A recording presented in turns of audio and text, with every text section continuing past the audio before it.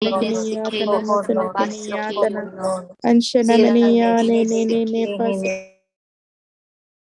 Jesus. Good morning, everyone. Thank you, Jesus. Praise Jesus, Sister Keo. Praise God. Thank you, Jesus. Good morning, Sister Praise Helen. Jesus, everyone. Good morning, everybody. Praise God. Thank you, Good morning, Brother Linus. Morning, Good morning, Sister Sister Shanta. Morning, Brother Linus. Morning, Sister Shanta. Morning, Morning, Pastor. everybody. Praise God. Thank you, Jesus. Praise God. Thank you, Jesus.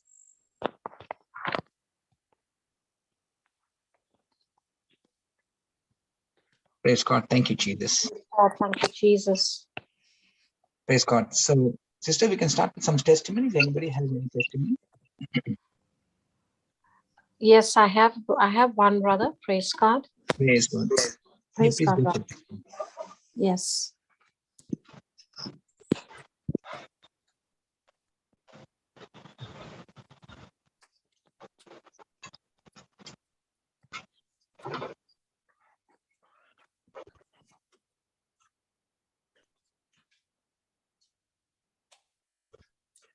Okay, this is from Sister Marina, and just bear with me because it's a handwritten one. Yes. Yeah, so I just have to try and read it. Praise God. Praise God. Praise God. Thank you, Jesus. This is from Melissa Fernandez, Goa, and she's here to testify. She says, "Dear Mama Marina, thank you, Jesus, for JCILM. This ministry has only been a blessing to me. I have testimonies after testimonies. My wedding date is fixed for November 21st, 2021. So, in God, we do our registration prior to church marriage. I applied for my registration in August 2021. My application was rejected 5 times. I could resubmit my application only up to 5 times. On the 6th time, I would have to re-enter all my details. I faced problems after problems. Every time my application was rejected, the authority pointed out a new mistake. I kept putting the required info, yet they would again reject, saying and asking a new door. I was frustrated. I am in the Word, yet, as Papa says, it's not how much you confess the scriptures, but how much you believe what the Word says.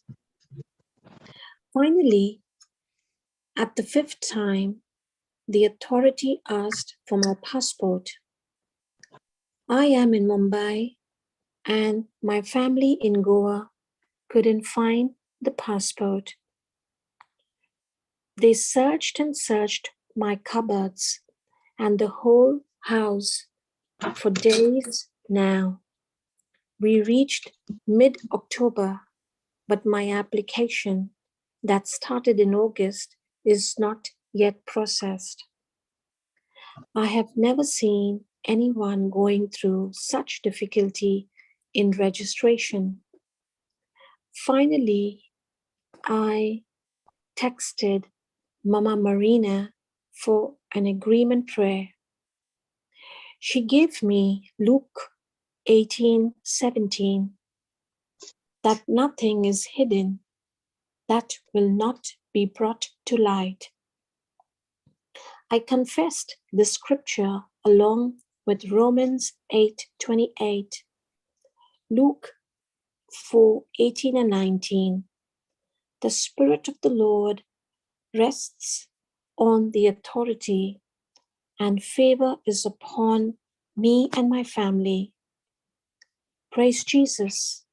My family found my passport in mid-October, and I submitted my application for the 5th and the last time. Thank you, Jesus, that through all this, you have only been our strength. Finally, my application was processed and I got my date. Romans 8:28. All things work together for good for those who love God.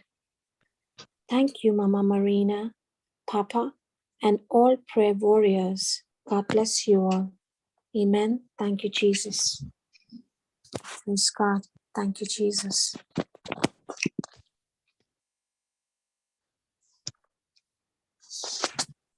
Praise God. Thank you, Jesus. Thank you, Jesus. Praise God. So she called those things which be not as though they were, in other words. Yes, she did. Amen. Amen. Amen. Praise God. Thank you, Jesus. Instead of calling it the way it is, okay, she called those things which be not as though they were. So she began to see through the word of God that her registration is done and everything is done, and so she began to have the confidence. So that's very important. Every one of us are going through some difficult situation, not extra difficult, some situation or the other. Okay, and that's why the Bible tells us that faith is the substance of things hoped for. Yes. The substance of things hoped for. So the first thing we learn about hope from the scripture is that faith won't do any good without hope. Correct? Yes. Praise God.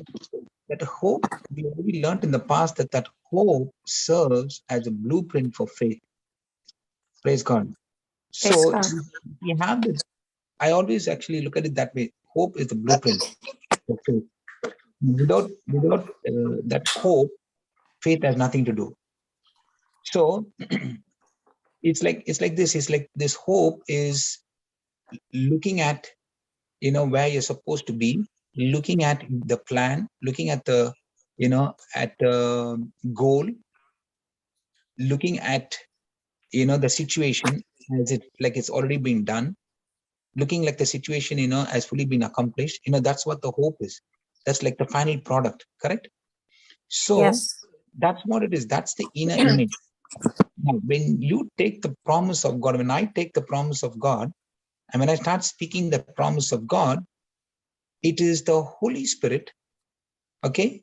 It's the Holy Spirit that will now paint a picture on the inside of our heart based on the scripture promise.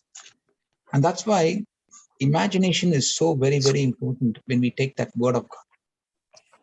So praise God. So when we take that picture, a picture based on what God said in his word, rather than what the situation is doing, what the situation is talking to you. So when that thing happens, okay, when we take that promise of God and we start speaking that promise of God and start making, the images or the imagination based on the promise, and then now we're opening our mouth and confessing it. Now this word coming out of our mouth, they are spiritual containers. They're containers after you're releasing containers after containers of the word, which has the power. It's like a seed. That word has the power and the ability to do what it is purposed, to do. And that's why Isaiah 55 says, your word, Lord, that goes forth out of your mouth will not come back empty-handed or void, but it shall go forth and accomplish the task which it has been sent to perform. And it shall prosper wherever it has been sent to perform. So that's one thing about the word. The second thing is the word is a seed. We all know God's word is a seed. And just like, in the natural, we have, when we plant seeds, the seeds are producing of its kind. Okay, a mango seed will produce mango fruit. It can't produce an apple fruit, correct? So also this word, which is a seed, when it comes out of our mouth, what does it do? It actually, when we are speaking that word, we have actually planted that seed actually in the soil of our heart. And now when we're opening our mouth, and that's the biblical principle of activating. How do we activate our faith? We activate our faith by believing in the heart, confessing it with our mouth. And when we do that, now we can see that that word has gone out of your mouth, okay, and gone into that situation and worked that situation for your favor. And now you come back, and it is basically the word entering into the situation, word entering into the person's mind, okay, whoever we are praying for, believing for. It has gone and searched and destroyed everything that's not of the kingdom of God and brings it to pass according to God's will, purpose, and plan. And that's why the Bible says God always delights, okay, and he always works for our good pleasure, satisfaction, and delight. Praise God. Thank you, Jesus. There's a scripture promise for that as well. So praise God. That is what God's word does. Praise God. So this word that we are speaking, it's opposite to despair.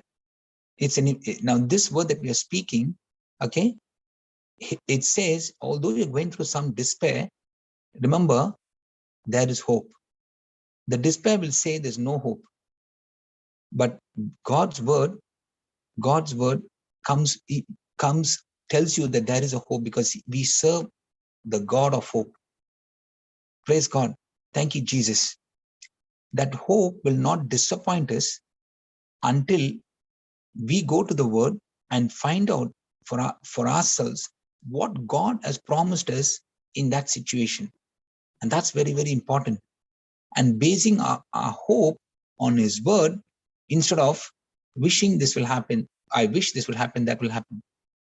So praise God. So we see the Bible always contains the only workable blueprint for our life. Okay. And it is, the Bible is, the word of God is the manufacturer's operating manual. Praise God. And when we ignore the instruction that is inside of it or in it, it simply won't work. Praise God.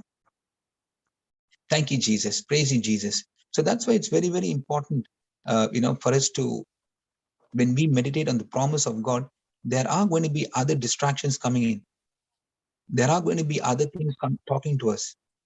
Okay, hope can't produce anything without faith. Faith is the substance. So we must make sure that whatever we are believing for, whatever we are trusting God for, that it is in his word. It has to be in the plan, purpose, and the will of God. And when it is there, then we know for sure that God is a God. He's a loving God. He's a faithful God. He shall surely bring it to pass. Praise God. Thank you, Jesus. That's so very important. And we see in this testimony that she called up Sister Marina, and Sister Marina gave her the scripture. And now, even though she was having a difficulty, I think she went 5 times, she said, isn't it? Yes. She applied for 5 times. And and in spite of all that, it seems like, nothing is happening. But when the scripture promise was given to her, she began to understand. She began to, I believe it's not just, taking the scripture and reading it. I believe she's also gone through some of the teachings. I'm very positive that could have happened as well. Praise God. Because see, you can't take just a blueprint all by itself. Okay. For example, if you want to build a house, yeah. Okay, hope is a blueprint. Yes. Remember I said the hope is a blueprint? Yes. Yeah. So we can't take only the blueprint, okay, and make a house out of it. We won't be able to live in that house. Correct? Because it's only paper. Right. The blueprint is only a paper. Okay. But if we have to take some substance, like we got to take the bricks, the stone, the cements, and everything, the bricks, cement, steel, whatever the material, all the materials. Okay. Now we got the material, and now what we're doing is using this material and following the blueprint. Now we're going to build the house that we can live, which means we now need the raw materials to supply to that hope. That raw material that we are supplying to the hope is the promise of God, is the word of God. So just as we have the blueprint and the building materials, so also we have faith and hope. So both go together. We can't have one or the other. Praise God. Thank you, Jesus. Thank you, Jesus. The Bible tells us not to be moved away from the hope of the gospel in Colossians chapter 1, verse 23. because any other hope other than the gospel hope is going to be, going on the opposite direction. It can be dangerous, for example, for us. Praise God. Praise Thank God. you, Jesus. Thank Thank you, you, Jesus. Jesus. Thank you, Praise Jesus. God. Thank you, Lord Jesus. So praise God. Thanks for the testimony, sister. Praise Praise God. God. Thank you, And Jesus. we do learn from every testimony. We do learn. And what actually happens is the testimony, when people come and give the testimony, it is actually, there is an anointing that the testimony carries. And the one who's actually receiving or hearing that testimony, that same anointing, okay, when you believe that that same anointing that was upon that person is now, I'm catching that anointing, I'm receiving that anointing. I believe that the same anointing, because God is not a respecter of people. As I receive that anointing, as I receive that testimony, that anointing, the power of that anointing is upon me also. And whatever I'm praying for, whatever I'm believing for, I will say, Lord, I thank you. Just as how you blessed this sister, okay, and your favor was upon her, the favor of God, favor of man is upon this sister. It's also upon me, Lord. So, Father, I thank you and I praise you, Father, that that same anointing that has brought this sister out of her trouble and it has blessed her. That same anointing is upon me. I thank you, Lord, and I praise you, Lord. And I'm too going to use scriptures. I'm going to speak those scripture promises, and I'm too going to believe by faith that your favor is upon me, and therefore I too I'm successful, I'm prosperous, I am healthy, I'm strong, I'm anointed in that situation. Thank you, Lord, that the results have come and everything is in my favor, Father, in the name of Jesus. And I give you praise, I give you glory, I give you honor, Father, in Jesus' name. Amen. Praise God. So Amen. Praise God. so praise God. Thank you, Jesus. Praise God. Thank you, Jesus. Praise God. Thank you, Jesus. Praise you, Jesus. Praise you, Jesus. Thank you, Lord. Praise God. So is there anything you would like to share today? Anybody else? Praise God, brother. You put it so beautifully. And indeed, this was, it's a day-to-day thing that we go through, brother, correct? Amen. Yes. Yes, it's, we just misplaced something. We're trying to apply for something online and it's not going through. And she's got a wedding date. So it's so very important as to how we condition, how we prepare ourselves constantly every day in speaking the right things and thinking the right things. And especially it has to be through the word of God, that we know and we understand what we speak and how we get what we're looking for. Like you say that your future is decided by what you choose to believe. Amen. And amen. And sooner she, while she was confessing and confessing, I like what she said here, that I was confessing and confessing the scriptures, but Papa always said that means she is listening, as you said, brother, that I'm sure she's looking and listening to the teachings. Yes. So she said that that Brother Johnson has said that it's not important to only confess, but the most important thing is to believe what you're confessing.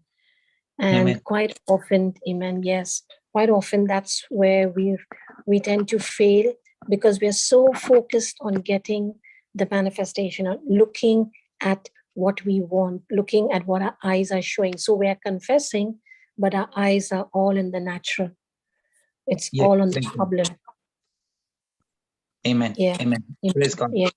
Praise God. Thank you, Jesus. So yeah, that's what I just wanted to share, that once she understood and she, she reached out to her mentor who helped her, give her that assistance of getting the scriptures and knowing what scripture she needed to confess and what she needed to do. She was able to have that encouragement, yes, and reach the destination that she wanted to. Praise God. Thank you, Jesus. Thank you, Jesus. So remember your spirit responds to words. Yes. So your spirit and my spirit will respond to God's word, because our spirit is being created by God the day we made Jesus as our Lord, God, and Savior. Amen. And Praise this, God. yes, and this spirit is all the time longing for what? Longing for God's word. So Amen. what is the food? What is the food for our spirit? What is the food for our spirit? The word of God. Amen. So that's God's word. Praise God. Yes. So God's word, I mean, our spirit is always longing for God's word. So when we have God's word, the spirit in that word provides us, okay, what we need. It helps us in our need, okay. And we make, and as I said before, that the Holy Spirit will make those pictures, make those dreams, make those goals.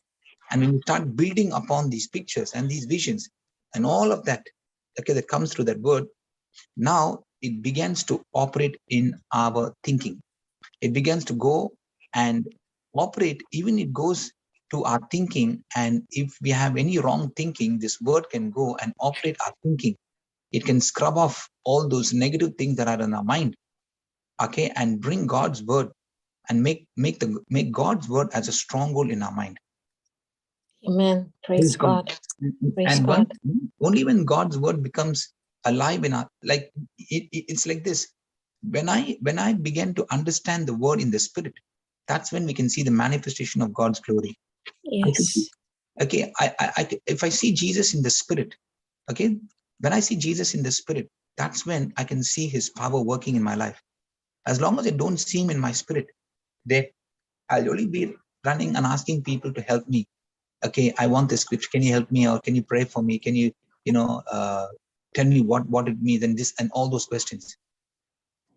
Praise God. So Praise God. we have to make that decision. We have to take that word and we have to talk to ourselves. Praise God. And one thing is to ask for help and get the scripture promise and meditate on the scripture promise. Another thing is to, once we get the scripture promise, is to take away our focus from the word and start looking at other things that are happening in the world.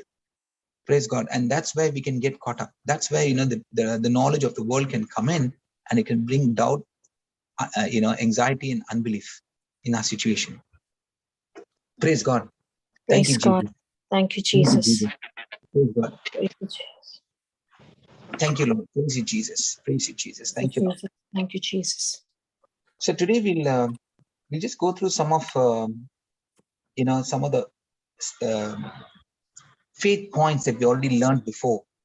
We will see, what does it take to develop, uncommon faith. Everyone wants uncommon faith, yeah?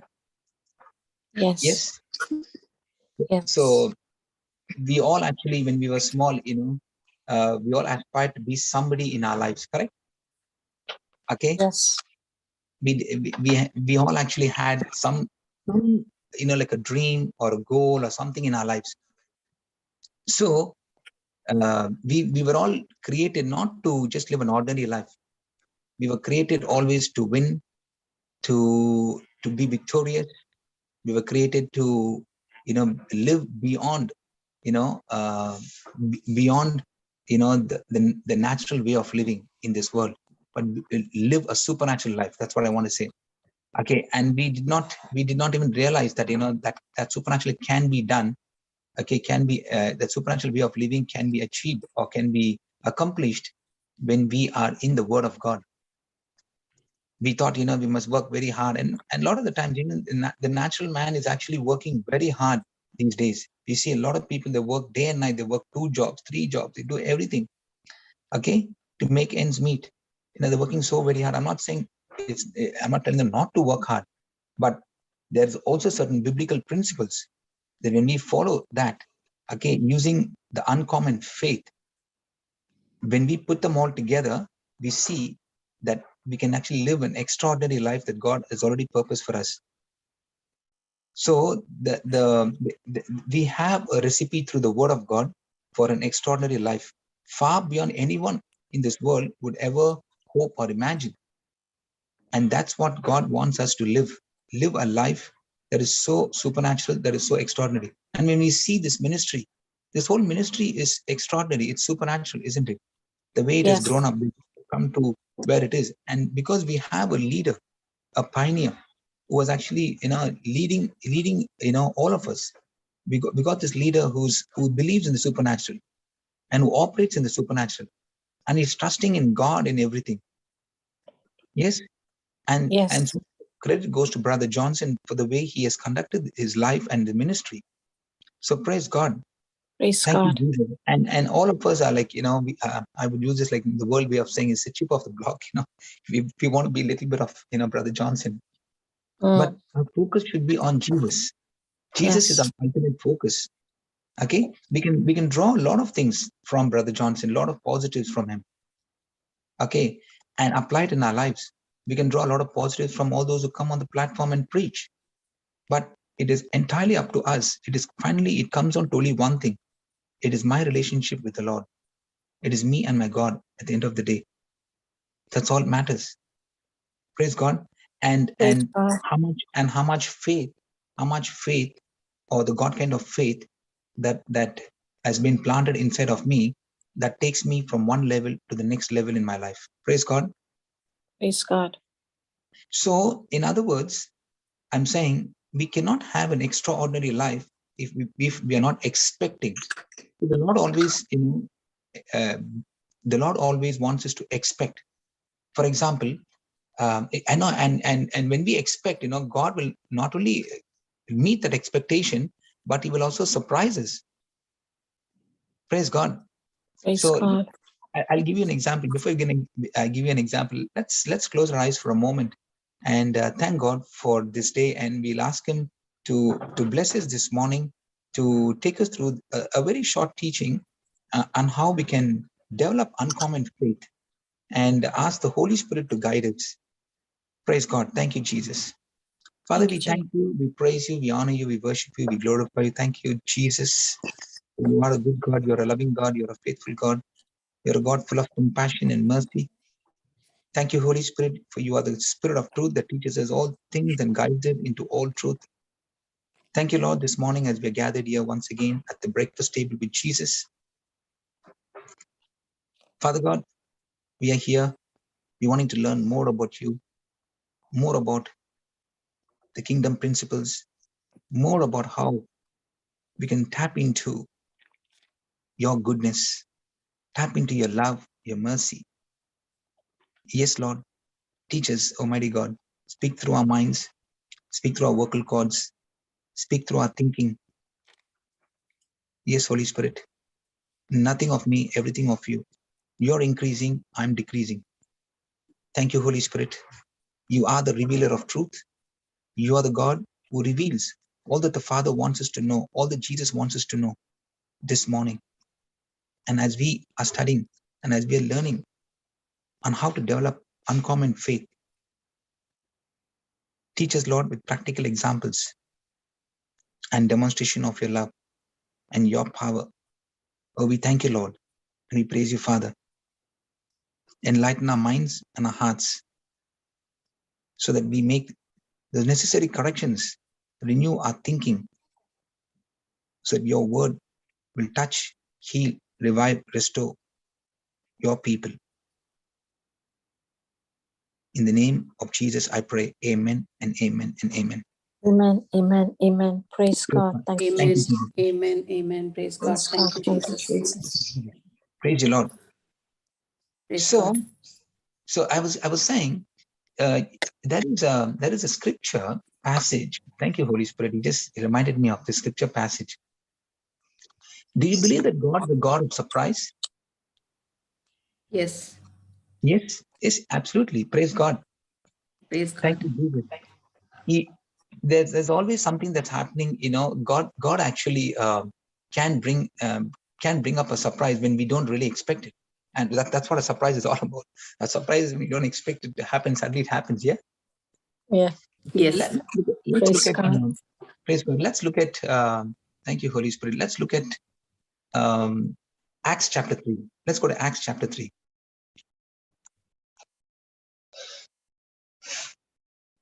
Thank you, Jesus. Can you please read that, sister? Acts chapter 3, just from verse 1 onwards. Okay. The lame beggar healed.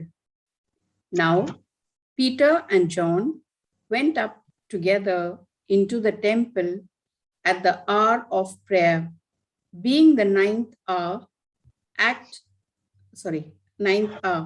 and a certain man, lame from his mother's womb, was carried, whom they laid daily at the gate of the temple, which is called Beautiful, to ask alms of them that entered into the temple, who, seeing Peter and John about to go into the temple, asked an alms.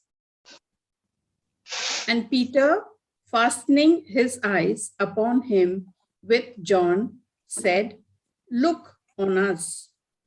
And he gave heed unto them, expecting to receive something of them.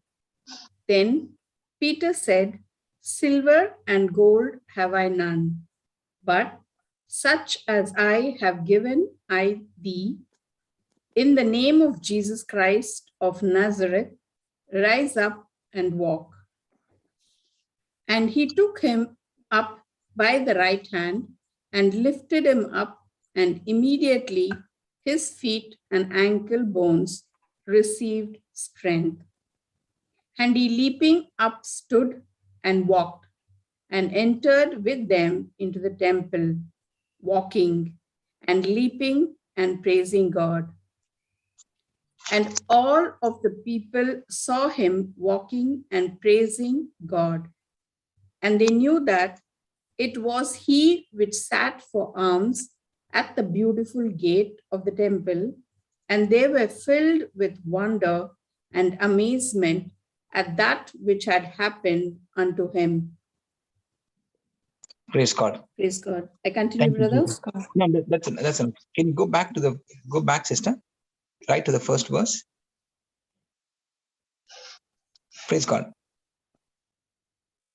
See, if you see this scripture passage, okay, Peter and John went together. Okay, now Peter and John. Now, if you see the character of Peter, we all know how Peter was. He was like a jumpy person, for everything you jump up and say, talk to Jesus. He was like a very chirpy person. But John, in other words, he was a very, I should say, a quieter person than Peter. Yes. Now, when I was reading this passage and I was looking at this passage some time ago, I was just thinking. Now, if you see, Peter and John, they come together, and obviously they must be going to the temple every single day, correct? So Yes. every day they are going to the temple. Now, when I say they're going to the temple, now they are new born again spirit-filled believers. Okay, so they are going to preach the gospel. Okay, I'm not sure. The Bible doesn't tell us what they actually did inside the temple, but later we come to know about it. But they are going, actually, it says here that they went up together unto the temple at the hour of prayer. Okay, being the 9th hour. So maybe it's 3 o'clock in the afternoon. Maybe they'll be going there. Maybe they're going every time to the temple to pray. But my question is, they were just starting another day. Okay, thinking that it's another ordinary day. We're going to go to the church to pray. Okay, and then they were walking. And now, when they were walking and going, this at the same time. Now what I wanted to say is, this is God's timing. God can do a miracle at any time of the day. And the question is, are we aware of that miracle? Are we aware of God's presence in our lives, to bring the supernatural? Now, a certain man, okay, lame from the mother's womb, okay, was carried, whom they lay at the gate of the temple, which is called Beautiful. So Peter and John are walking towards the temple, and this man is being carried. And he's now coming where? He's also coming to the same place, to the same temple where Peter and John were going to. You see the timing? So he's being brought at the gate of the temple, and Peter and John are going into the temple. Wow, what a timing that is. And isn't that amazing? Now, Yes. this person is come there. Now he's coming there to expect. Okay, what is he coming to expect? He's coming to expect some change, some money. Okay, from people who are going to the church. That's what his expectation is. It's another ordinary day for him. I'm going to sit there. The people are going to carry me. I'm going to sit on there and I'm going to beg and get the money. Yeah. Yes. Now Yes, that God. was in his mindset. Correct. So he's coming at that point of time. And now Peter and John are also going, and what they are thinking in their mind, we are coming here. Maybe they're coming there every day. So they are also expecting to go to the church. I should say church, or they're going to go to the temple. Okay, they're also going into the temple at the same time. Praise God.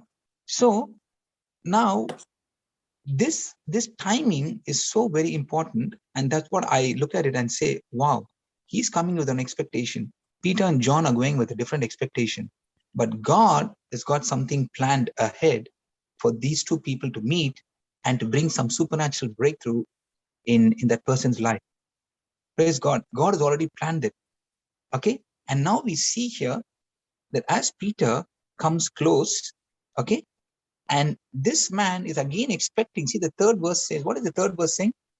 The third verse is saying, who seeing Peter and John about to go into the temple, asked an alms. That means he's already stretched out his hands to ask for what? For alms. Praise God. So Praise God. what is his expectation? Hey, his expectation is to receive some money for the day. Maybe he wanted to have some breakfast. Maybe he wants to have some lunch. Maybe he wants to have some dinner. Maybe he needs some money for his clothing. Something that will sustain him for the day. That's what he's looking at. Okay, Exactly. that's what he's looking at, and that's what he's asking. But you see, God has already worked out his future.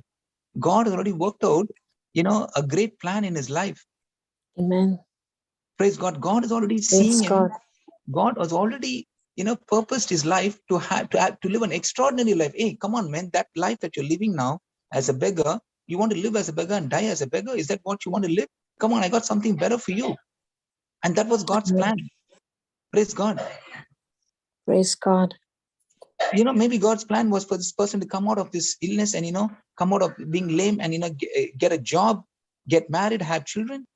Okay, and also, to glorify God, be a follower of Christ. That's another. That could be the reason also why God could be actually having different plans in his mind to love him, because God loves him. When you understand the love of God, you're not going to go away from God.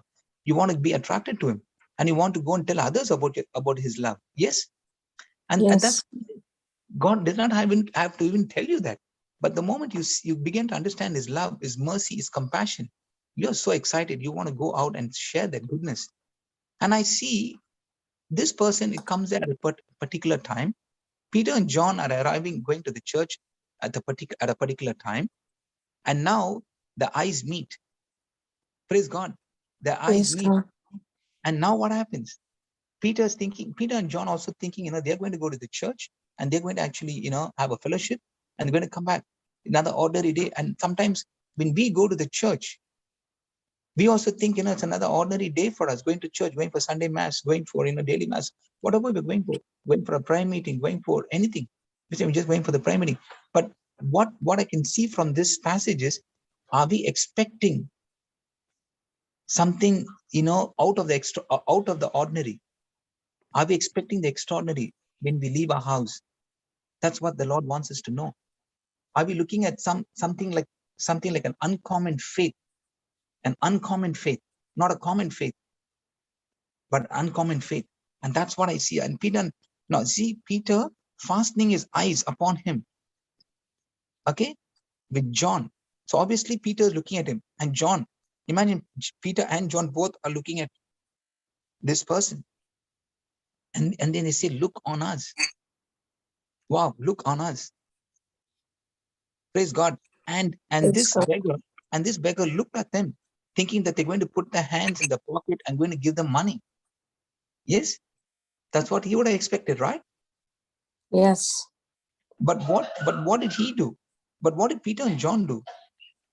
See, the Bible says in the 5th verse, okay, and he gave heed unto them, expecting to receive something of them. Yes, he's expecting something, but his expectation was not an extraordinary expectation. It is not only the ordinary expectation. He was expecting only money, only change. But what did Peter and John do? Peter and John, the Bible says in 7, if you see 6, if you see 6, Peter said, silver and gold have I none, but such as I have, I give thee. So I don't have the coins or the silver that you wanted. In other words, he's telling him, I don't have the silver, this change, this money that you wanted from me. It's just a few coins for you to just live an ordinary life. But I have something that I'm going to give you that can give you an extraordinary life, that can give you, a life that is beyond your expectation. Praise God. And that's what he is telling you. Praise God. And that's what happens when we carry Jesus with us. We can go and give that extraordinary life to somebody else. Praise God. We can give them hope in that hopeless situation. And that's what Jesus that's what Jesus actually is for, that his purpose, his plan is to come and give us that extraordinary life, not that ordinary life. Because the Bible says the thief comes to steal, kill, and destroy. But Jesus said, I came to give you life, not just an ordinary life, but a life in abundance, to the full, till it overflows. So that not only you're blessed, man, but you're going to be a blessing in someone's life. Wow. And that's what Peter and John were carrying. They were carrying the God of this universe inside of them. The God who created the heavens and the earth. They were carrying that God inside of them. And what did they do? They said, in the name of Jesus Christ of Nazareth, rise up and walk. Wow.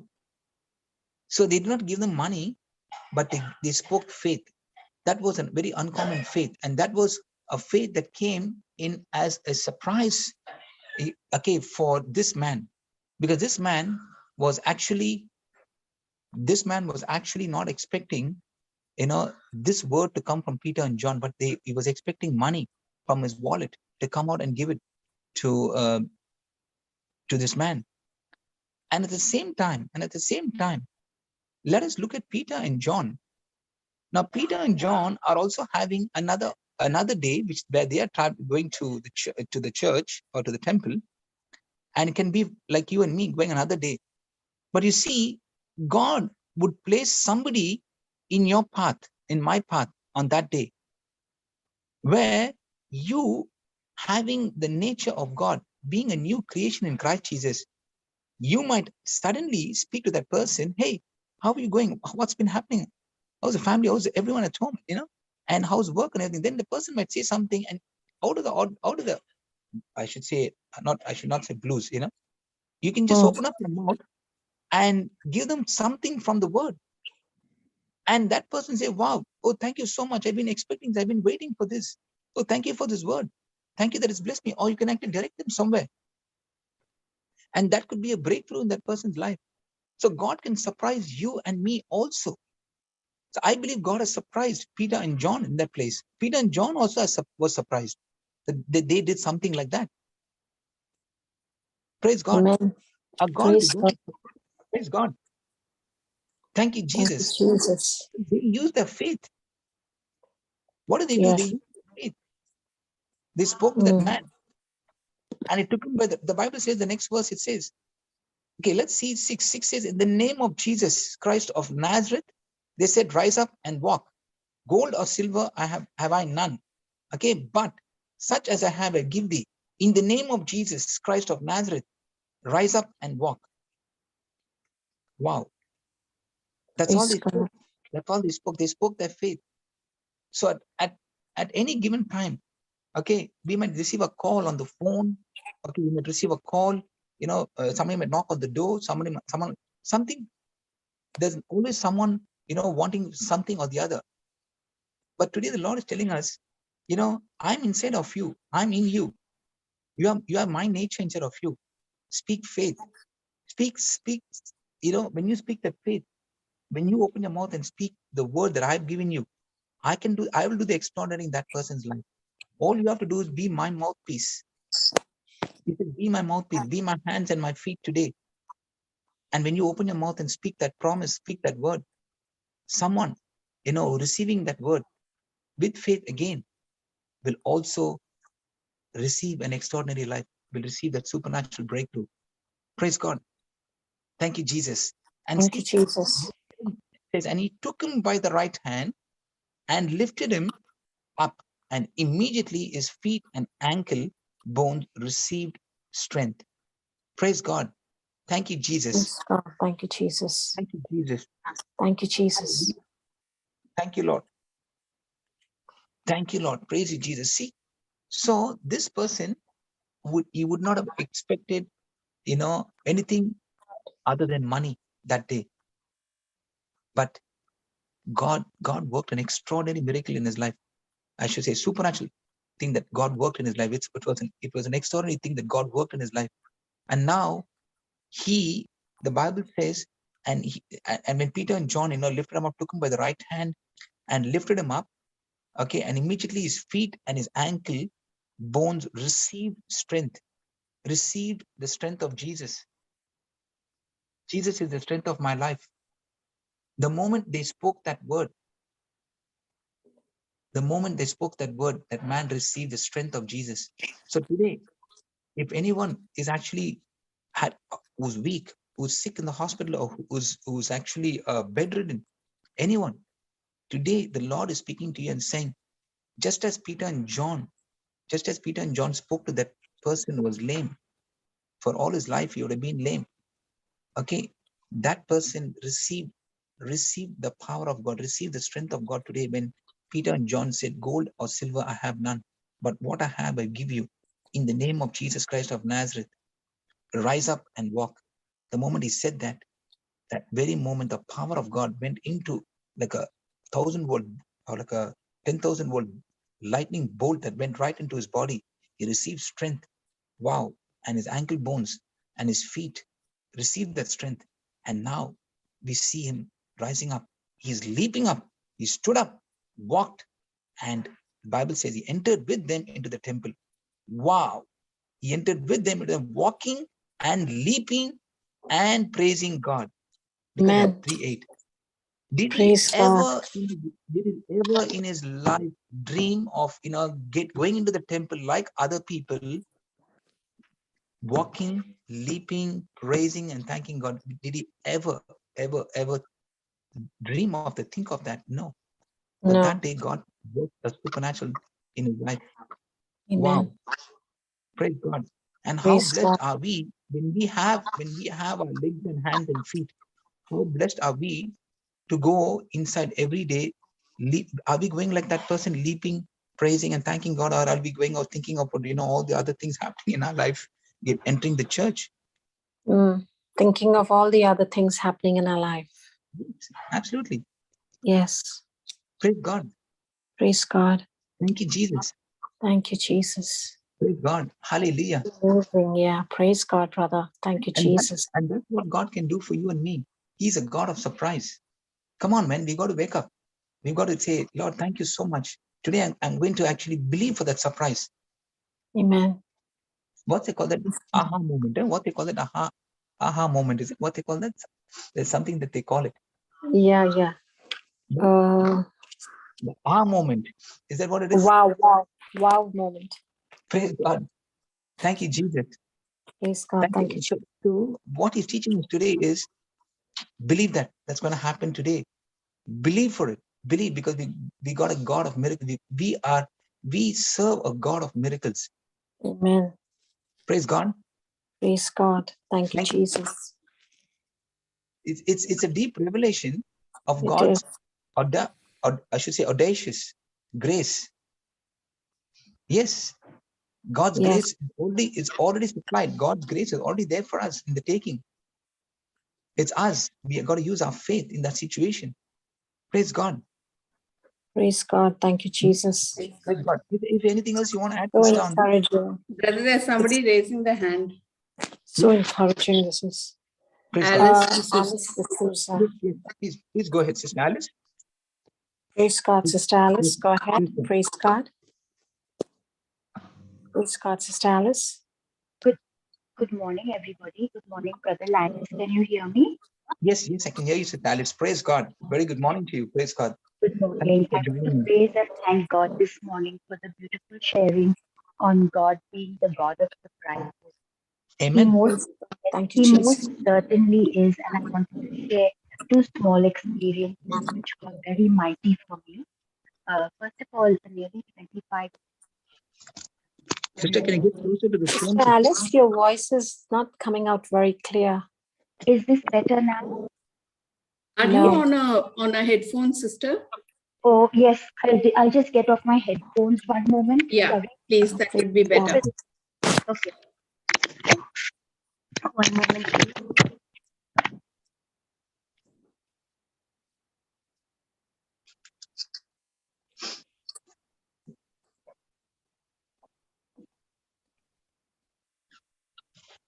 Is this better? Yes, it is. Praise Praise God. God. Okay, one moment. Sorry to delay you.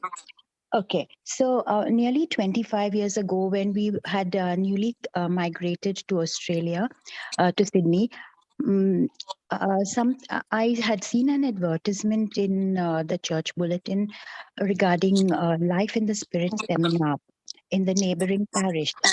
And I had never been to one of these, but somehow I felt I needed to go there. And it was a 2-day seminar. It was very hard for me because my children were young and was working full time and I had all these duties.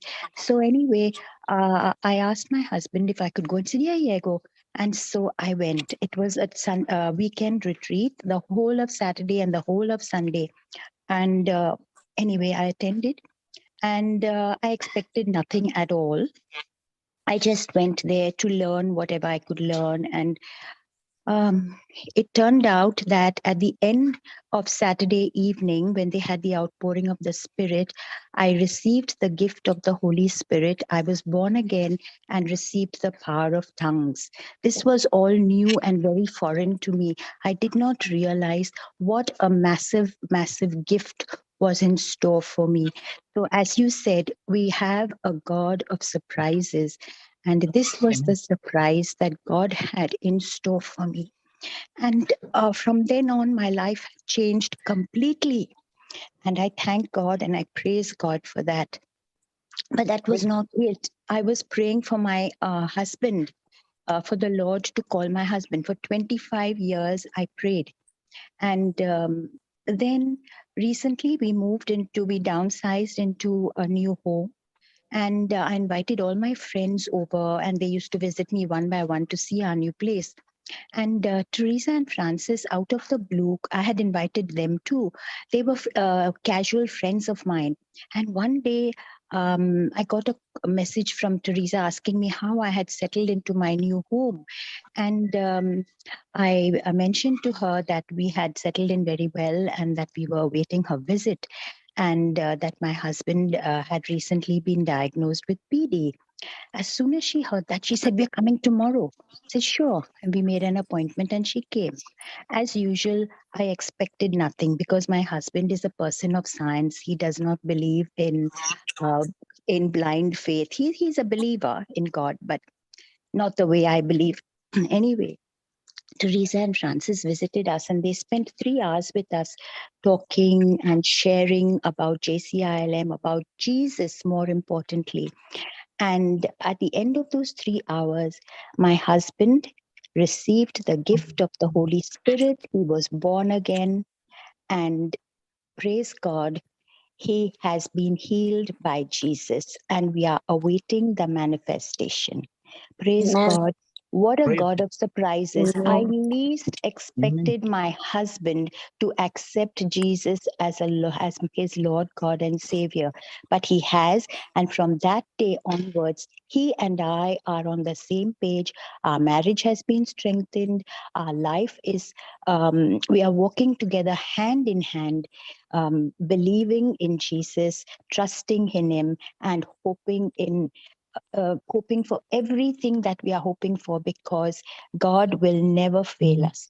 Thank you, Linus, for your Amen. beautiful teaching Thank you, today Jesus. and for the team. God. Thank you. Praise God. Thank you, Jesus. Thank you, Holy Spirit. The Holy Spirit always, he's a God of surprise, isn't it? He always brings up all these things in our mind. And he reminds us. I'm sure there are many more.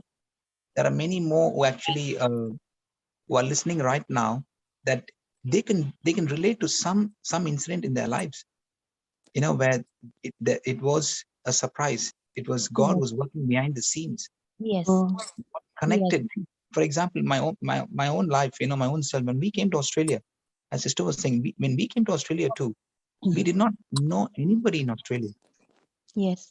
We only knew one family, but God connected us to people, and from one person to another, we got connected. And someone asked us, and we were at a point of even buying a house. We never knew what to do, but God connected us to the right source, right people.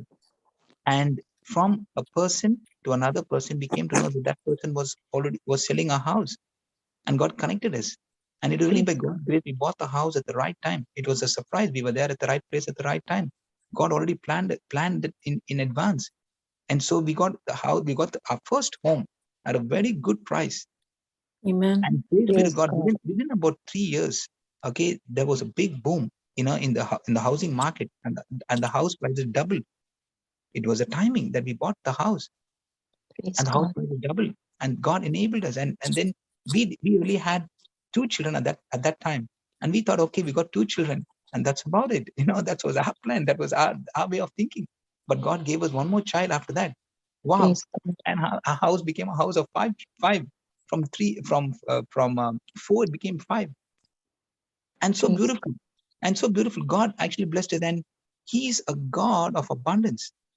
And when we had one, we were thinking, how Lord we're going to manage this, a new country and this and that. Then God gave us a second one, and God gave us a third one. And with the third one, the abundance is there, the flow was there. And then we began to apply the biblical principles. And the moment we started applying the biblical principles and keeping Matthew 6:33 as a foundation scripture, now when we look back and see the first home to the house that we're living now, it's almost 3 times the size. Wow, amen. Thank you, Jesus. Praise God. So your third child, or Brother Linus, was the surprise. Yes, absolutely. Praise God. Praise God, because you said you were not expecting it. Yes. And you all thought too that's it. It's going to be 4 now. Yes. And that's in your third beautiful child. Exactly right. And that was the time when I went to a retreat in Divine Retreat Center in Porta, Chalakudi. And I went in 2005 in December, and my son was born in 2006. So we call him Porta baby. Praise God. Praise God. So fantastic, yeah. So it's so amazing, and what a blessing, Jared, and all the other 2 children are also a blessing, but children, what a blessing. Wow. Praise God. Yes, because one boy, one girl. Now he's got both. He's got a brother and he's got a sister, Yeah, so amazing. Praise God. So I'm saying, so there's so many things that God has done in our lives, and little did we realize that this is God, man. This is God working in your life. This is God. Amen. Okay. And sometimes we fail to understand that He's always there for us. Amen. Jesus. We want to always, expand the way we are thinking. And that's our God. Yes. Praise God. Thank Praise you, Jesus. God. Thank you, Jesus. And as Sister Alice has said, yes, that now she and her husband are walking hand in hand, but they are now walking in the supernatural. Hallelujah. That is the life, amen. That is the life that God came to give us, not just life, but life in abundance. Praise God. Amen. Praise God. Amen. Thank you, Jesus. Amen. Thank you, Jesus. And after paying for 25 years, you said, Sister Alice, correct? Yes, and that's that correct. came that surprise, absolutely. As soon as, we had Sister Teresa and Brother Francis come there. That came in the surprise which your husband received, and it was also your prayers. Praise God. Praise God. Praise God. I have one more small surprise when Brother Linus was talking about the housing market. I remembered this very recent surprise that we had from the Lord. As I mentioned, we were downsizing, and my husband had booked a villa, an independent villa for us to move into from our big 5-bedroom home. Anyway, we were very unhappy with this investment because it was small and it had 3 stairs inside the house. And as we are growing older, we don't want to be walking stairs up and down stairs inside the house, even though there were only 3. And I was constantly praying, and I was showing my husband images of houses that were up for sale. These were all brand new estate, and he was not paying any attention to me. This was before he was born again. Was not paying any attention, but I trusted in the Lord. And one day the Lord led us to this beautiful independent home that we are now in, and so happened brand new, and it was ready for sale and ready for us to move in. We immediately got in touch with the estate agent, and turned out to be that this house was built by the same builders that we had originally invested in the villa. So they did a swap, and we lost not a cent. And we are Wow. now living in this independent house, in a beautiful house. And it is as though the design of the house was specially designed. The design was specially for us. The Lord Hallelujah. has, hallelujah, all praise and Hallelujah. glory to God. Praise This God. is Thank you, also a Jesus. surprise. Yeah. Praise Surprise, God. absolutely, Surprise. without even a single cent being lost. Amen. Amen. Thank you, Jesus. Praise God. Thank you, Surprise. Jesus. Praise God. Praise God, praise Thank God. you, Jesus. Amazing. So Thank you, Jesus. fantastic. Thank you to Alice. Thank you, Praise God. Jesus. Praise God. I'm pretty confident that there'll be some more coming up. Lots. We do not doubt that, because God does not Yes. stop his surprises for us. No, absolutely. Thank you. Thank you so Thank you, much. I Jesus. just felt something bubbling inside of me to Yes. share this with you Thank you. today. And that's why I Thank you. interrupted your teaching. I'm sorry if I interrupted it. No, not at Yeah. all. Thank you for Wonderful. sharing. You've encouraged so many. Praise God. Praise Thank God. you. Praise God. Praise God. Thank you. Praise God. Thank you, Praise God. Jesus. Thank you, Jesus. Thank you, I Lord. think Sister Yes, Shantala wanted to say something, sister. Praise yes, God. Praise God. Praise God. Yes, I also wanted to say the supernatural surprise that I received also. Wow. Praise God. Praise God. Actually, in 2006, when I got married, I was converted. Okay. And that's when I got into the church. But then I was not given, like many of them would have heard my testimony. But I just wanted to highlight on few things that I was a Christian by baptism, but not by faith. Okay. And as I was okay. But then what happened? I had all both my old and my new Jesus and the other religion pictures together praying. And one of the once when we got into the church, it was changed. Okay, but before that itself, what I wanted to share was the Lord was so wonderful, and He had already chosen me.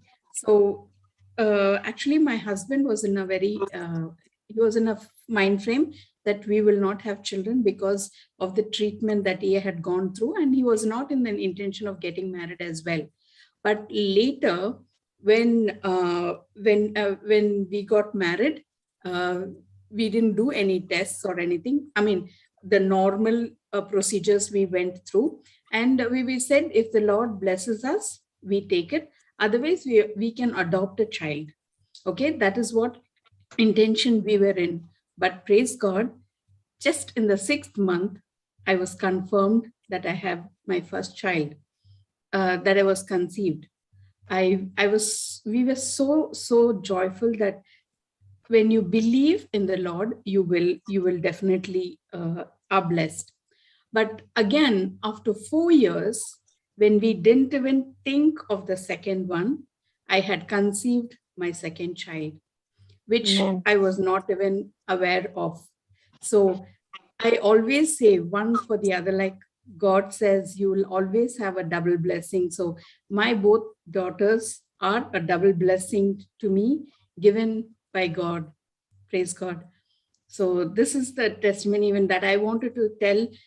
Actually, when I was conceived, the second one, I didn't even know about it. And I was traveling to India with my young elder one, carrying her and all those things went on. But many of them were telling me that I'm very hefty and I had thyroid tablets going on, so you will not conceive. But here I am standing as a witness that the Lord has blessed me with 2 wonderful children. Praise God. Thank you, Jesus. Amen. Praise Wow. When Brother Linus was saying about the surprise, I said I should share this as well. Yeah, Praise so God. this is a Thank you, double Jesus. surprise you have. Amen. Praise God. Hallelujah. Yes, Amen. but Praise God. but I was born again only after my second child was born. And when at the age of 1, when she was her first birthday, we went to the church, and that's when we came to know about the Tamil community which was there in St. Mary's Church. And that's when we got into the church and came to know the procedures of the church, came to know the Bible, came to know the commandment of what God is, that the commandments, and based on that we started changing our lives, and the Lord took us heights and heights. And for what I am today is all because of him, nothing of me. Praise God. Amen. Praise Praise God. Thank you, God. Jesus. Thank you, Jesus. So beautiful. Praise you, Jesus. Praise the Lord. Praise the Praise Lord. God. Such Thank you, beautiful Jesus. sharing, sister. Praise God. Praise God. Praise Thank God. you, Thank you, Jesus. Jesus. Thank you, Jesus. Actually, yesterday I wanted to share a small testimony, and I was trying to speak, and I'm going on speaking, but there is Brother Linus also speaking, and all the others were speaking, but my voice was not heard.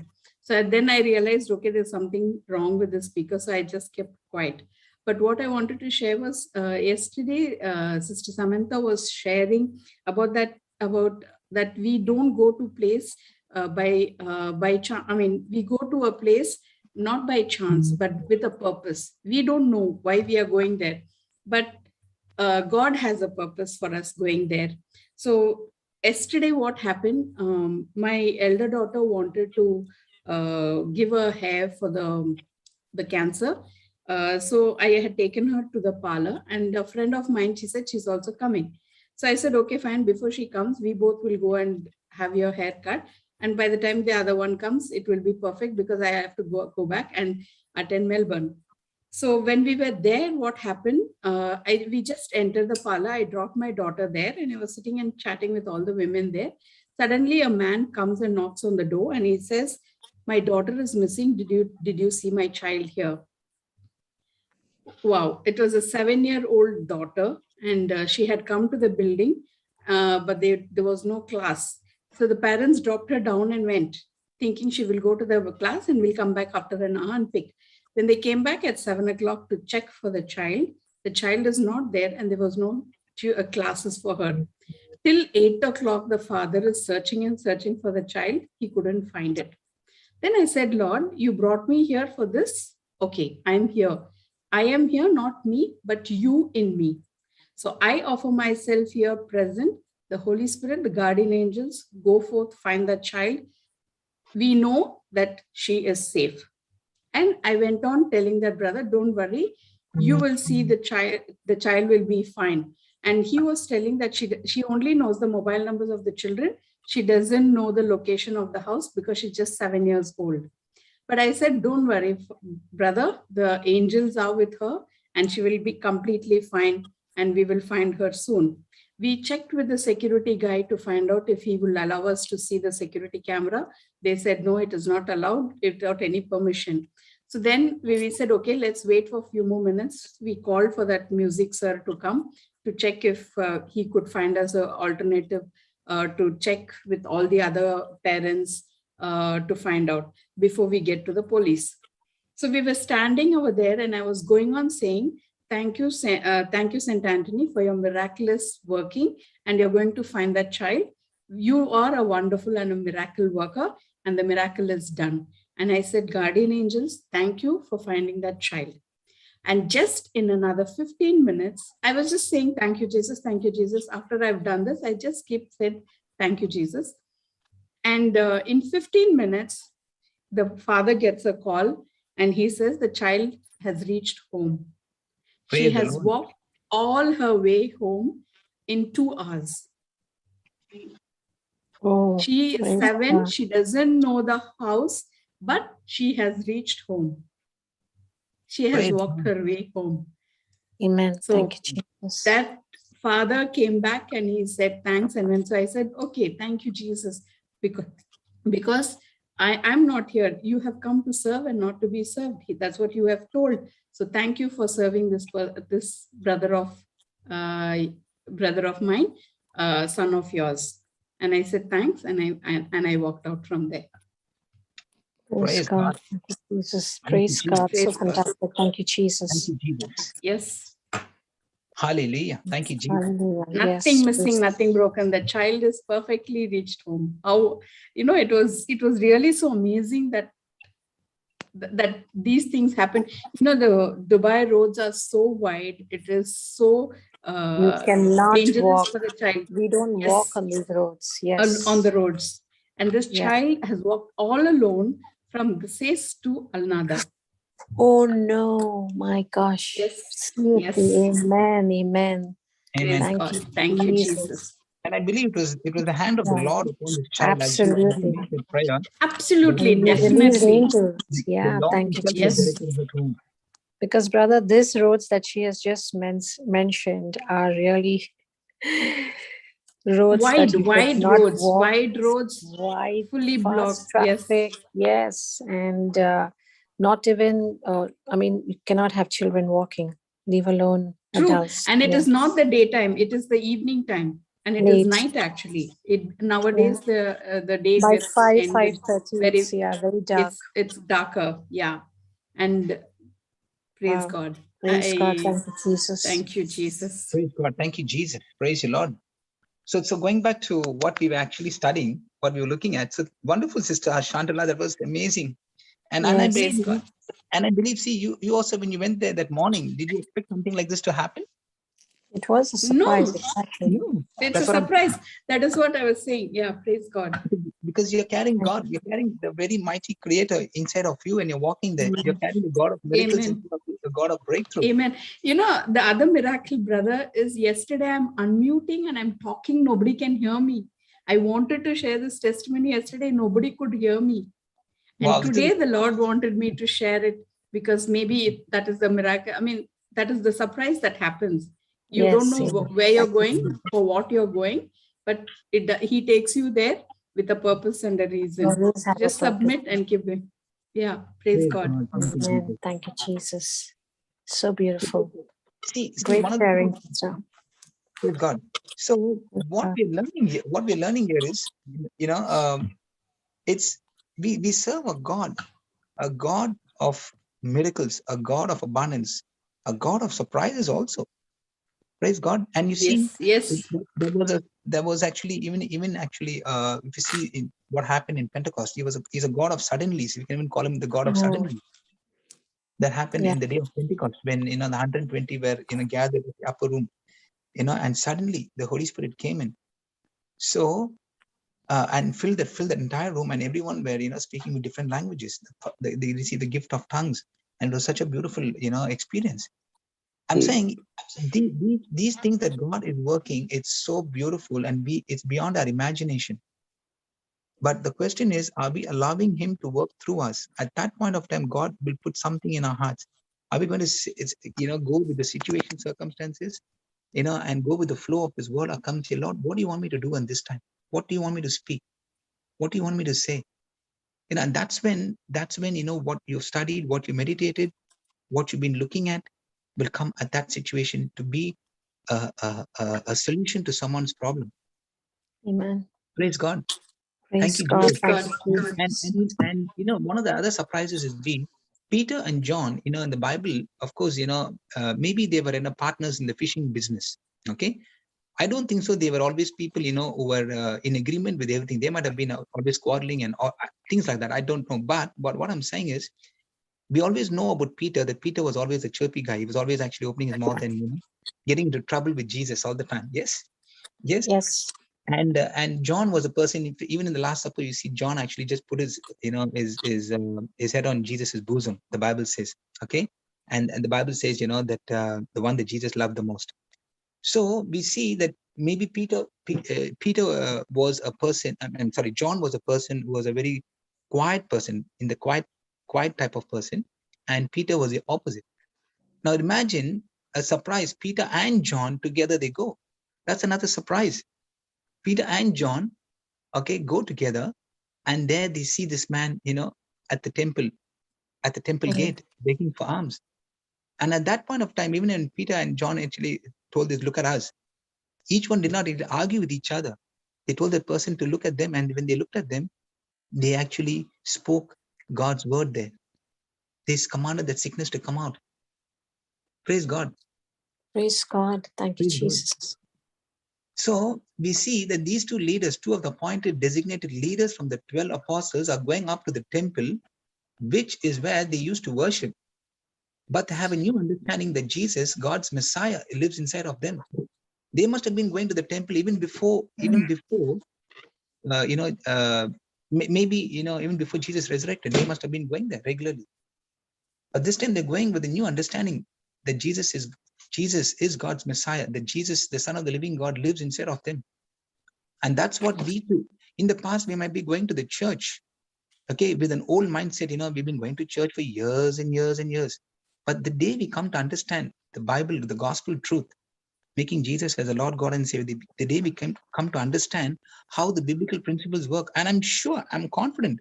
Now, this time when all of us go to church, we're going to go with a different perspective, different mindset to the church, isn't it? Compared to how we used to go before. Yes, absolutely, brother. Yes, right, praise God. Yeah, and we will always want to look out for someone where we can actually share the gospel, share the goodness of God. Praise God. Yeah, praise God. Thank you, Jesus. Thank you, Jesus. And God is going to put somebody into our life. We are always expecting someone who's going to be, just like us, kind-natured, good-natured, who will actually, who will always, say yes to whatever we say, and we agree to our opinion, thing. But there'll be someone God is going to put into our lives who are totally opposite to us. Praise God. And that's the challenge. And that's how, that's where we stand and, we proclaim Christ. That's where we stand and proclaim, the agape love. We portray, we display our agape love in that place. And that's what that would be the surprise for us, I would say. Praise God. Because we are always expecting, it to go our way. But God is saying, no, I want to do it my way. Praise God. Praise God. Thank you, Jesus. Thank you, Jesus. That this guy is moving to this spot every day, must be going to this particular spot to the gate, and they are moving to the same spot in the temple. Praise God. You see how God orchestrated this miracle to happen. So both parties had to be open to a divine surprise that day. So God is asking you and me, are you open to divine surprises today? Yes. Praise God. Praise God. That's what He's asking us. Praise God. Praise Praise God. God. Thank you, Jesus. Thank you, Jesus. Thank you, Jesus. Thank you, Lord. Thank you, Jesus. And we see, when in the Bible we see that when Jesus actually was crucified and he went to the cross. Now Jesus died, okay, on the cross of Calvary. What would have happened to the disciples? Surprise, surprise! The Messiah, the person that we call Messiah, the person that said he's going to actually come back to life after 3 days and all that. What actually happened? Jesus died. What happened? Nothing happened. They would have probably thought, oh my God, Jesus is dead. It was very awful and yet uncommon. Okay, it was very uncommon.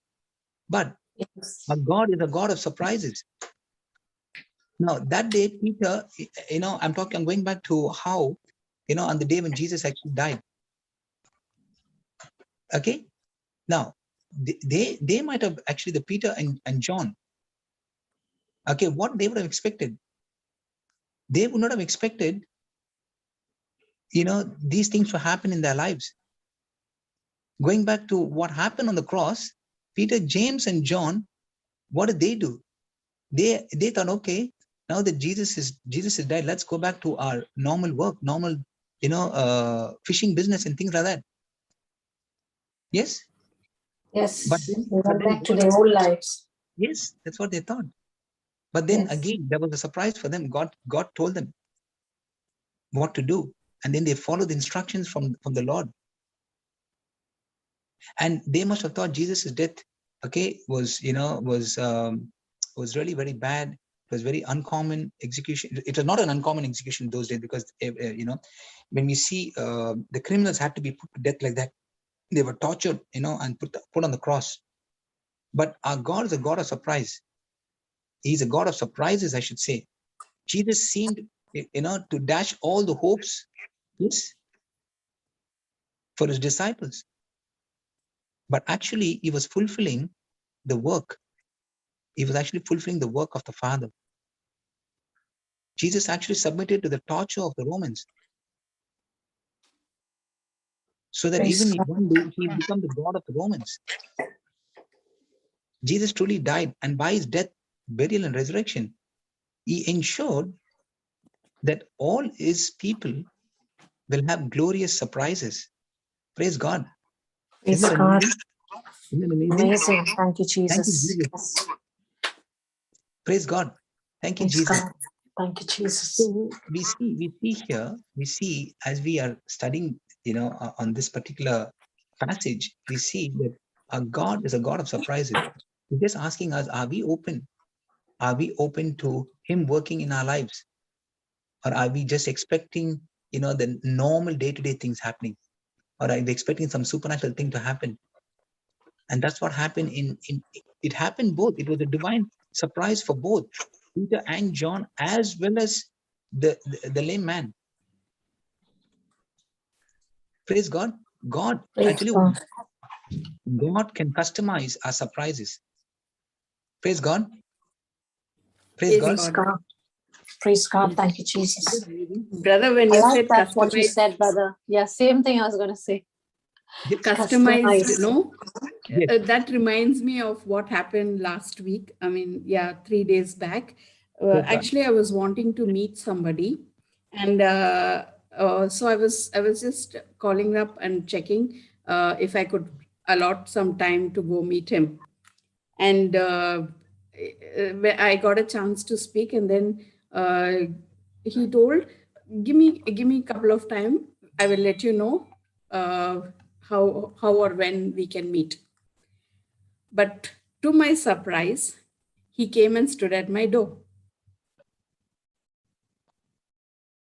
Wow. Praise God. Yes, it was such a big blessing to me, and praise God, that was a real surprise, customized surprise. Praise God. Praise the Lord. Thank you, Jesus. And Praise God. Thank you, sister, Jesus. when I spoke about the customized surprise, what I also was thinking is, see, look at this. Okay, look at the way that passage is also so beautiful.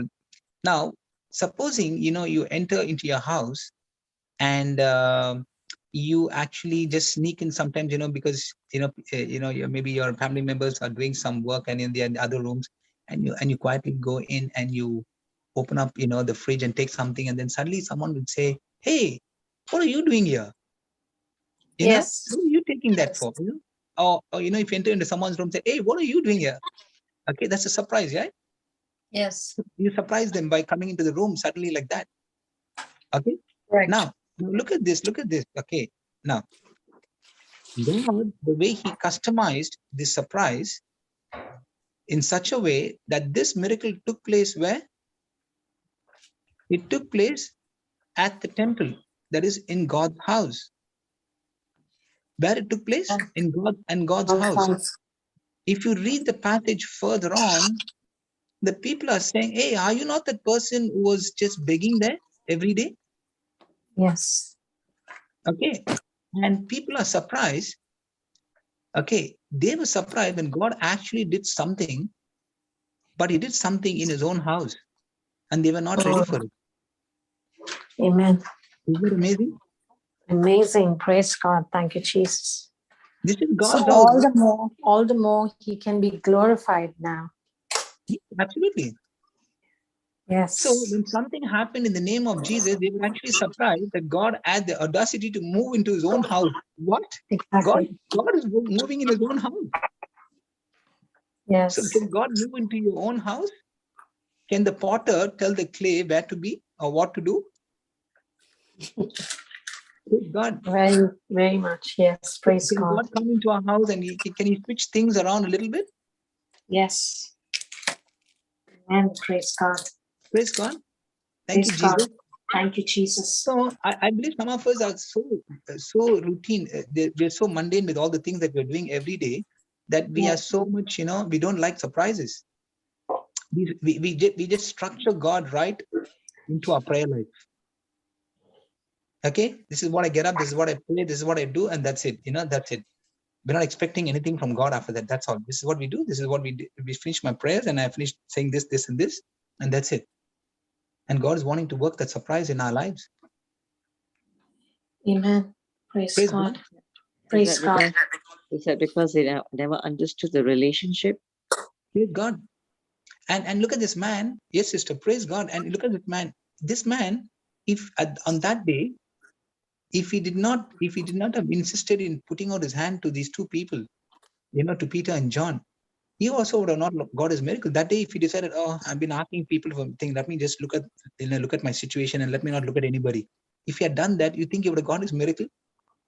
No, not at all. You see, there is so much we can draw out of this, isn't it? Amen. Yes. Thank you, Jesus. Thank you, Jesus. So this guy was paralyzed from birth. And remember, Jesus is bigger than all our genetics, our genes and everything that the doctors and and the history might say. This man was paralyzed right from his birth. Maybe 40 years, 38, 40 years, he was like that. 40 years, yeah. Yeah. So what are we about to see happen is when God was going to give this man something that he had given up long time ago. So if you had given up something long time ago, hey, be on alert, be watchful, be mindful. God is a God of surprise. What you've been praying for so many years and you've seen nothing happening. God is now, he's now heard that. He's seen your tears. He's heard your cries. Amen. Praise And God. be ready for the breakthrough. Be ready for that surprise. Praise God. It's happening, man. It's Praise happening. God. Praise Amen. God. Because he always wants to give, right? Amen. Thank you, Jesus. He's a giver, yeah.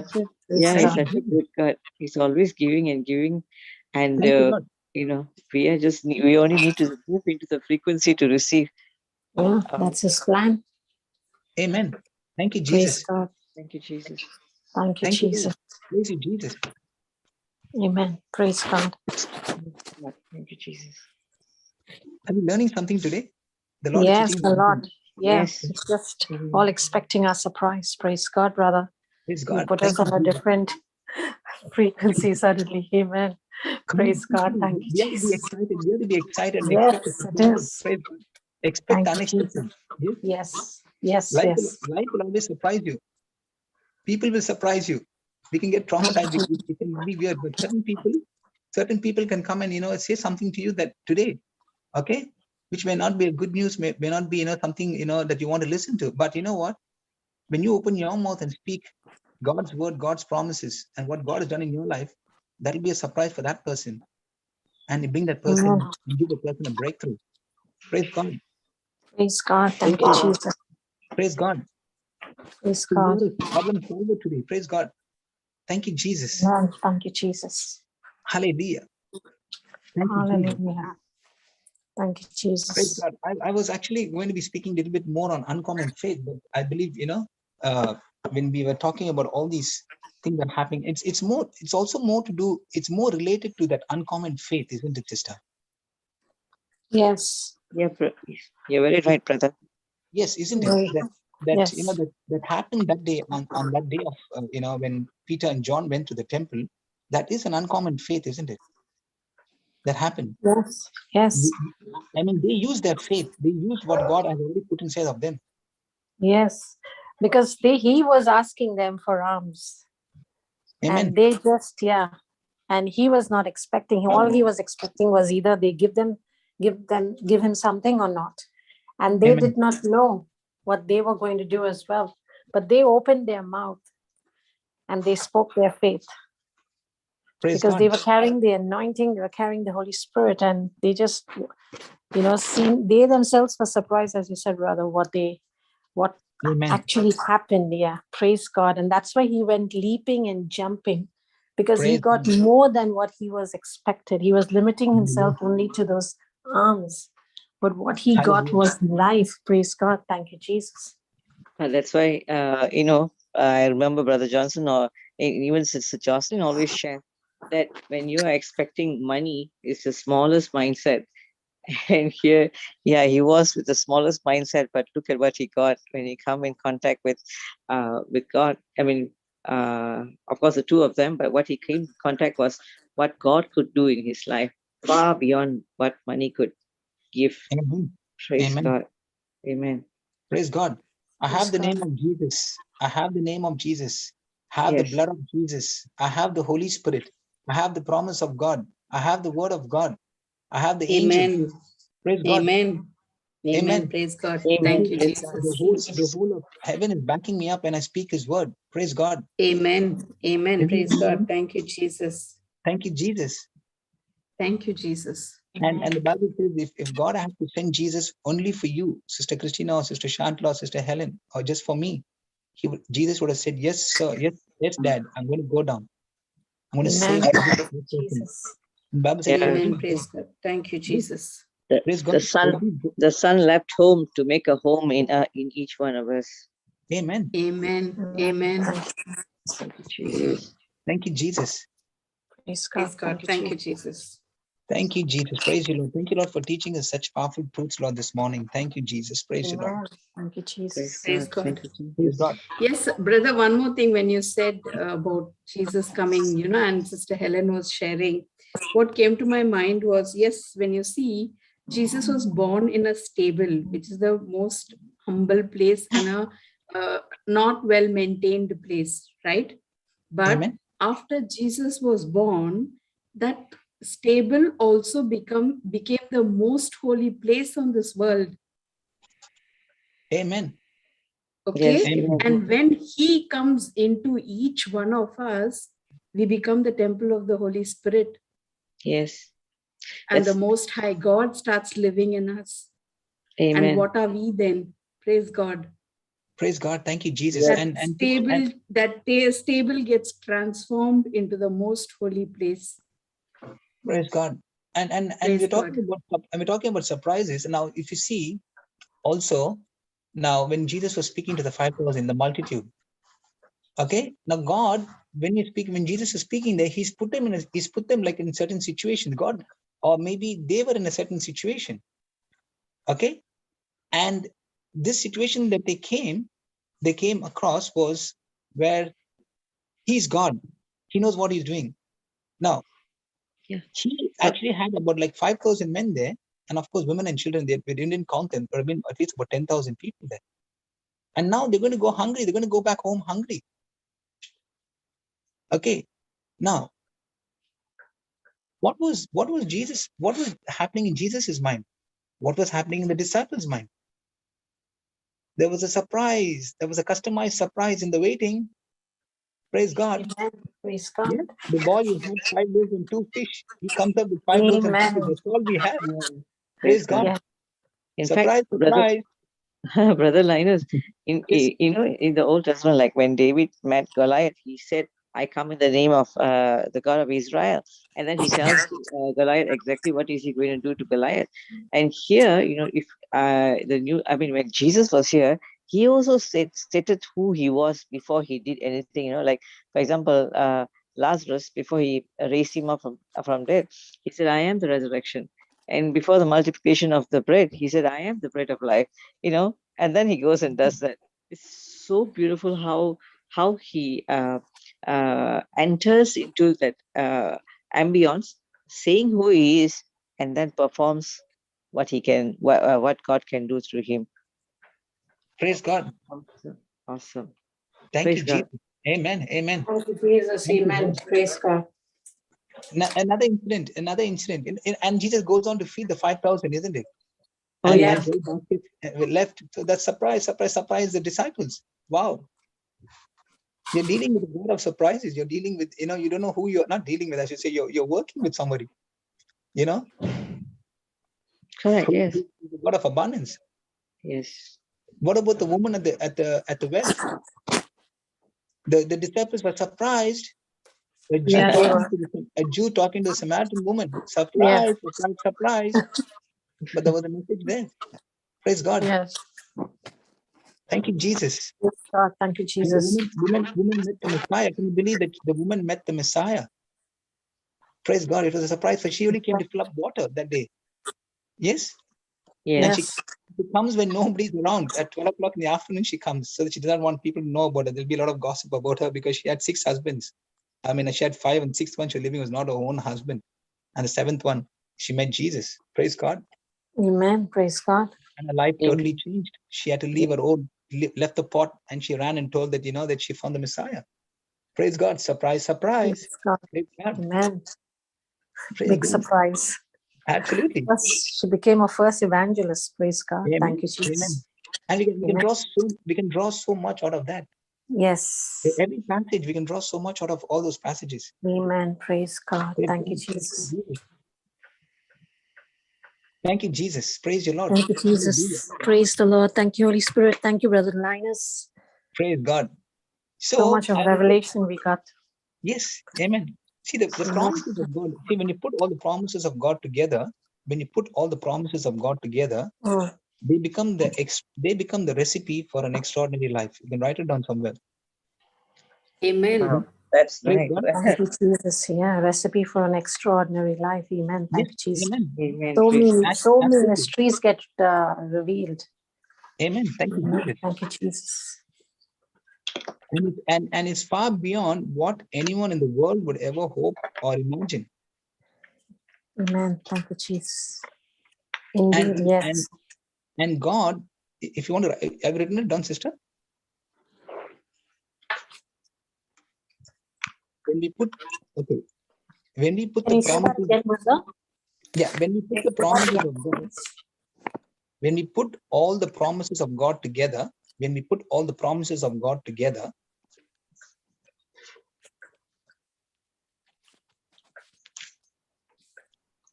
Yes. It becomes the recipe for an extraordinary life. And you can write this down. You can put a hyphen next to it. Far beyond what anyone in the world would ever hope for or imagine.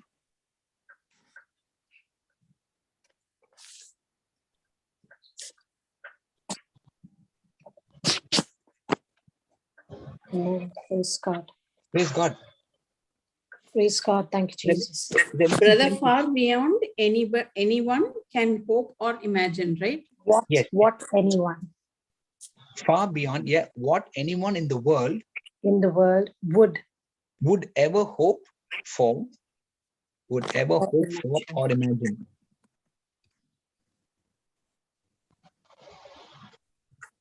Praise God. So in other words, God has all of these promises stored up for you and for me. And we see that he's already given you the key. What's the key for all these? The key for all this promises to come to pass is your faith. And that's why we're talking about faith, uncommon faith. So the key is faith. Not just an average faith, but the kind of faith that believes and takes it. Praise God. Praise God. That's a God kind of faith. In Mark 11:22, he speaks about it. Yes. Have faith in God. Yes. Yes, amen. So in other words, he's saying that we can't live an extraordinary life if we are not expecting it. Amen. Thank you, Jesus. Yes. So the average faith will only say, I hope I can make my payments or my monthly payments. Okay. But what an uncommon faith will do, a comparison, a normal, an average faith and an uncommon faith. An average faith would say, for example, I hope I can only pay, these monthly payments. I hope I can pay. I hope I can pay my monthly payments. But uncommon faith will always say, God, I believe I'll pay the whole thing off. Amen. Praise God. Yes, praise God. Thank you, Jesus. Thank you, Jesus. In other words, I can say that, an uncommon faith is radical faith as compared to, the normal average faith. Well, Praise Sorry? God. Sorry, an uncommon faith is radical faith. An uncommon faith is radical faith compared to average faith. And radical faith always gets radical results. Praise God.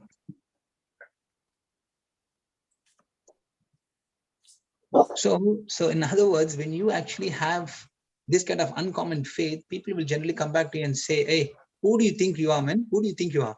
Huh? yes, correct. That's You what know? they say. Correct, brother. Yeah. So what would you and I answer? We should answer and say, I'm a child of the Most High God. Amen. Amen. The Creator dwells inside of me. The Holy Trinity dwells inside of me. Praise God. Praise God. Thank you, Jesus. Thank you, Jesus. Praise Praise God. God. And we know that faith pleases God. Hebrews 11:6 says that. Yes. So the more we are developed in our faith, the more we are pleasing to God. We're pleasing Him. That's what is important. So That's the only thing that he responds to, no, brother. Praise God. Sorry, come again, sister. I said that's the only thing that Jesus responds to.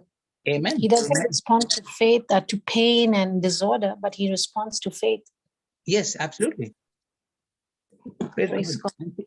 And see, when talking about surprises today, this morning, there's been such, heavy winds. The winds are hustling and bustling so loudly that it started off like almost midnight.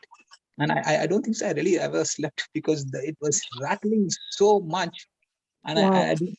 it's just the wind. I don't know how many kilometers per hour it's blowing, but Melbourne has been having such torrid winds today. So, it's just, anyone in Melbourne will also agree with me that it's been so. So I pray that there's no does damage. that mean- Yes, there's a lot Oh. of cars are being damaged, brother. Glasses and other stuffs. Praise God. Oh, wow. We pray that, that the safety. That's very strong, yeah? Yes. Very strong it is. It's still going on. Yes. Wow. Praise God. More than 700 cars are damaged a year to do. Wow. So we actually we lift That's up Glasses are broken. We believe that God will supply their needs. Let us Yes. believe for it in the name of Yes, Jesus. praise God. Yes. Yes. Praise Thank God. you, Thank you, and Jesus. that will be protection of lives in the name of Jesus. And we know no untoward incidences in the name of Jesus. So let us believe for it. Thank you, Jesus. And all those going to work, that they be safe going to work as well. Thank you, Amen. Jesus. Thank you, Jesus. And especially if these winds are coming to destroy, then we say, be still now. That's exactly. Amen. Amen. Thank you, Yes, Jesus. That's what you, we are Jesus. supposed to do. We are supposed to take our position as sons of God and speak what the desire of our heart is. Amen. Amen. Praise God. So we just write on a few points. Just a few points. Do we have time, sister? Sorry, brother. Yes, brother, go ahead. We can take down the notes. Yes, just quickly, just to have how do we develop this this uncommon faith? We go into uncommon faith. Okay, God actually took us in a different path, in a different direction, but it's also related. But He's such an amazing God. The Holy Spirit is so amazing, and we went into surprises, and then now He's talking about from us to bring up. We can be a surprise in someone's life by using the uncommon faith that God has planted in our hearts. Praise God. That's the key today. We're learning, surprises in our own life, surprises in the lives of people that we encounter today. But unless we know that we serve a God of miracles, because even the other day when we were studying about uncommon faith, uncommon atmosphere, uncommon success, all the uncommon ones, and all that is being planted in the life of a believer, isn't it? The day we make Jesus as a Lord God and Savior. So how do we develop this uncommon faith so that we can actually use this uncommon faith in our day-to-day lives? being a blessing in someone's life. Okay, so let's write on the first point. First point is to receive Jesus as the developer of our faith. That's the first point, to receive Jesus as the developer of our faith. Okay, for that scripture reference would be Hebrews 12:2. Brother, would it be possible for you to be a little slow, brother? Okay, all right. Now I will just look at the time. Sorry. Yeah. Was it No, because a fast? lot of participants would be writing down as well. Yep. Okay. Yeah, praise God, brother. Thank you. Yeah. Praise God. Thank you, Can Jesus. you repeat that, brother? Hebrews Okay. Hebrews chapter 12 verse 2. 2 verse 2. Okay. Yes. Oh, okay. Sister Shantla is Hebrews, fast. Okay, yes, okay. Go Hebrews ahead, chapter sister. no Hebrews chapter 12 verse 2, sister. Hebrews Oh, chapter 12. 12, Okay. 12, Yeah, Sister 12. Shantla got it right. Yeah. Yeah. Hebrews chapter 12 verse 2. The first point is receive Jesus as the developer of our faith. Okay, praise God. We see in the scripture, sister, you bring up the scripture.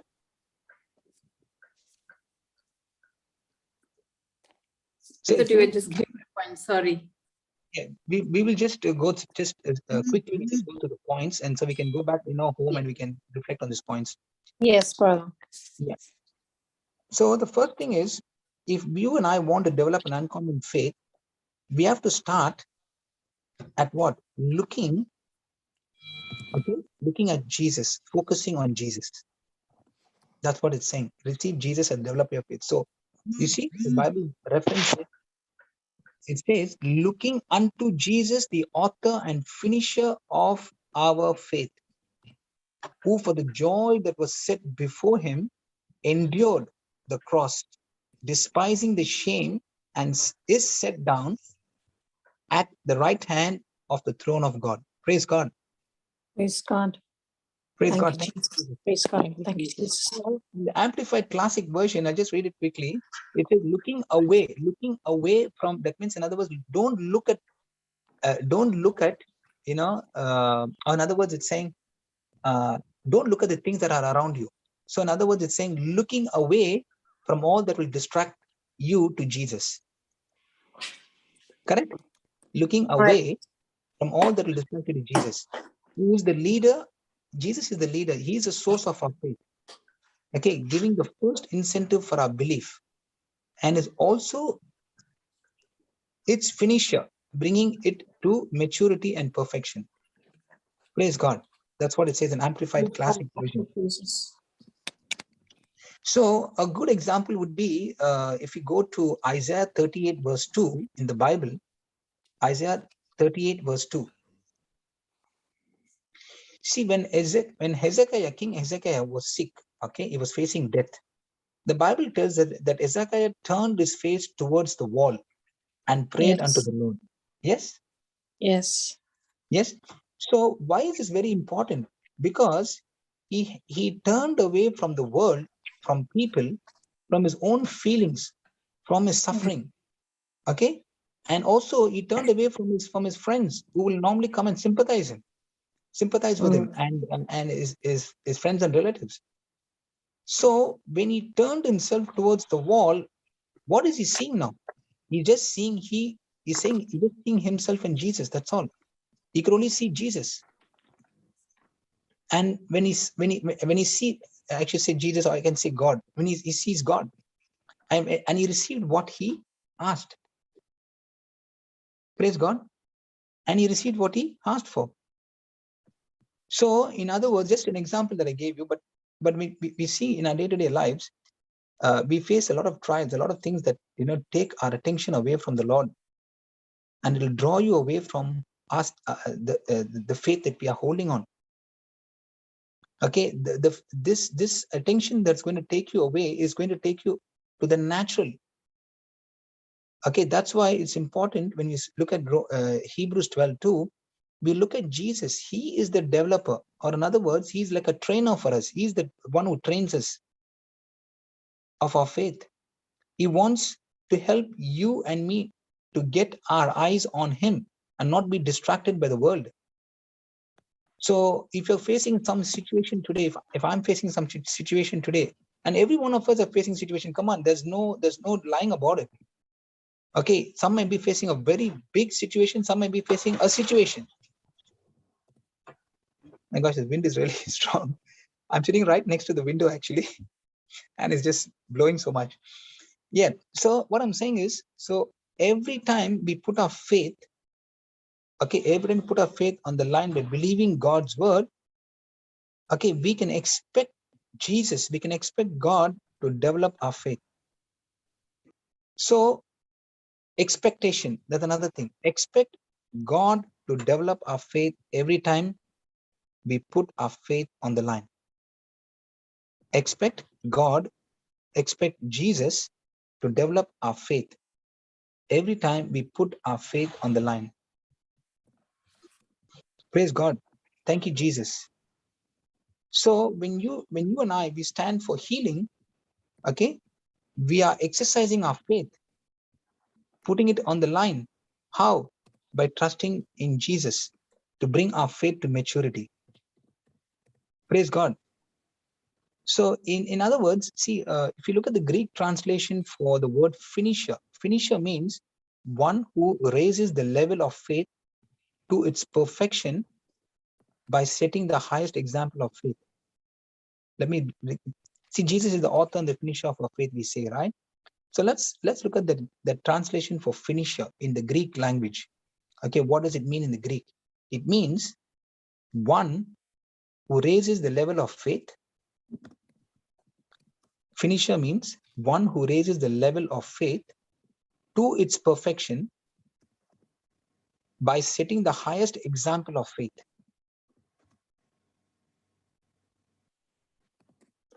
And that's Jesus. Look to him. That's the first point. Praise God. The second point is make the word of God final authority. Make the word of God final authority. To have an uncommon faith, we need to make the word of God final authority. And we as believers, we should be called as people of uncommon faith. You and I should be called not people of average faith, but uncommon faith. So the second point would be make the word of God final authority. Proverbs 4:20 to 20. Proverbs 4:20 to 22. Praise God.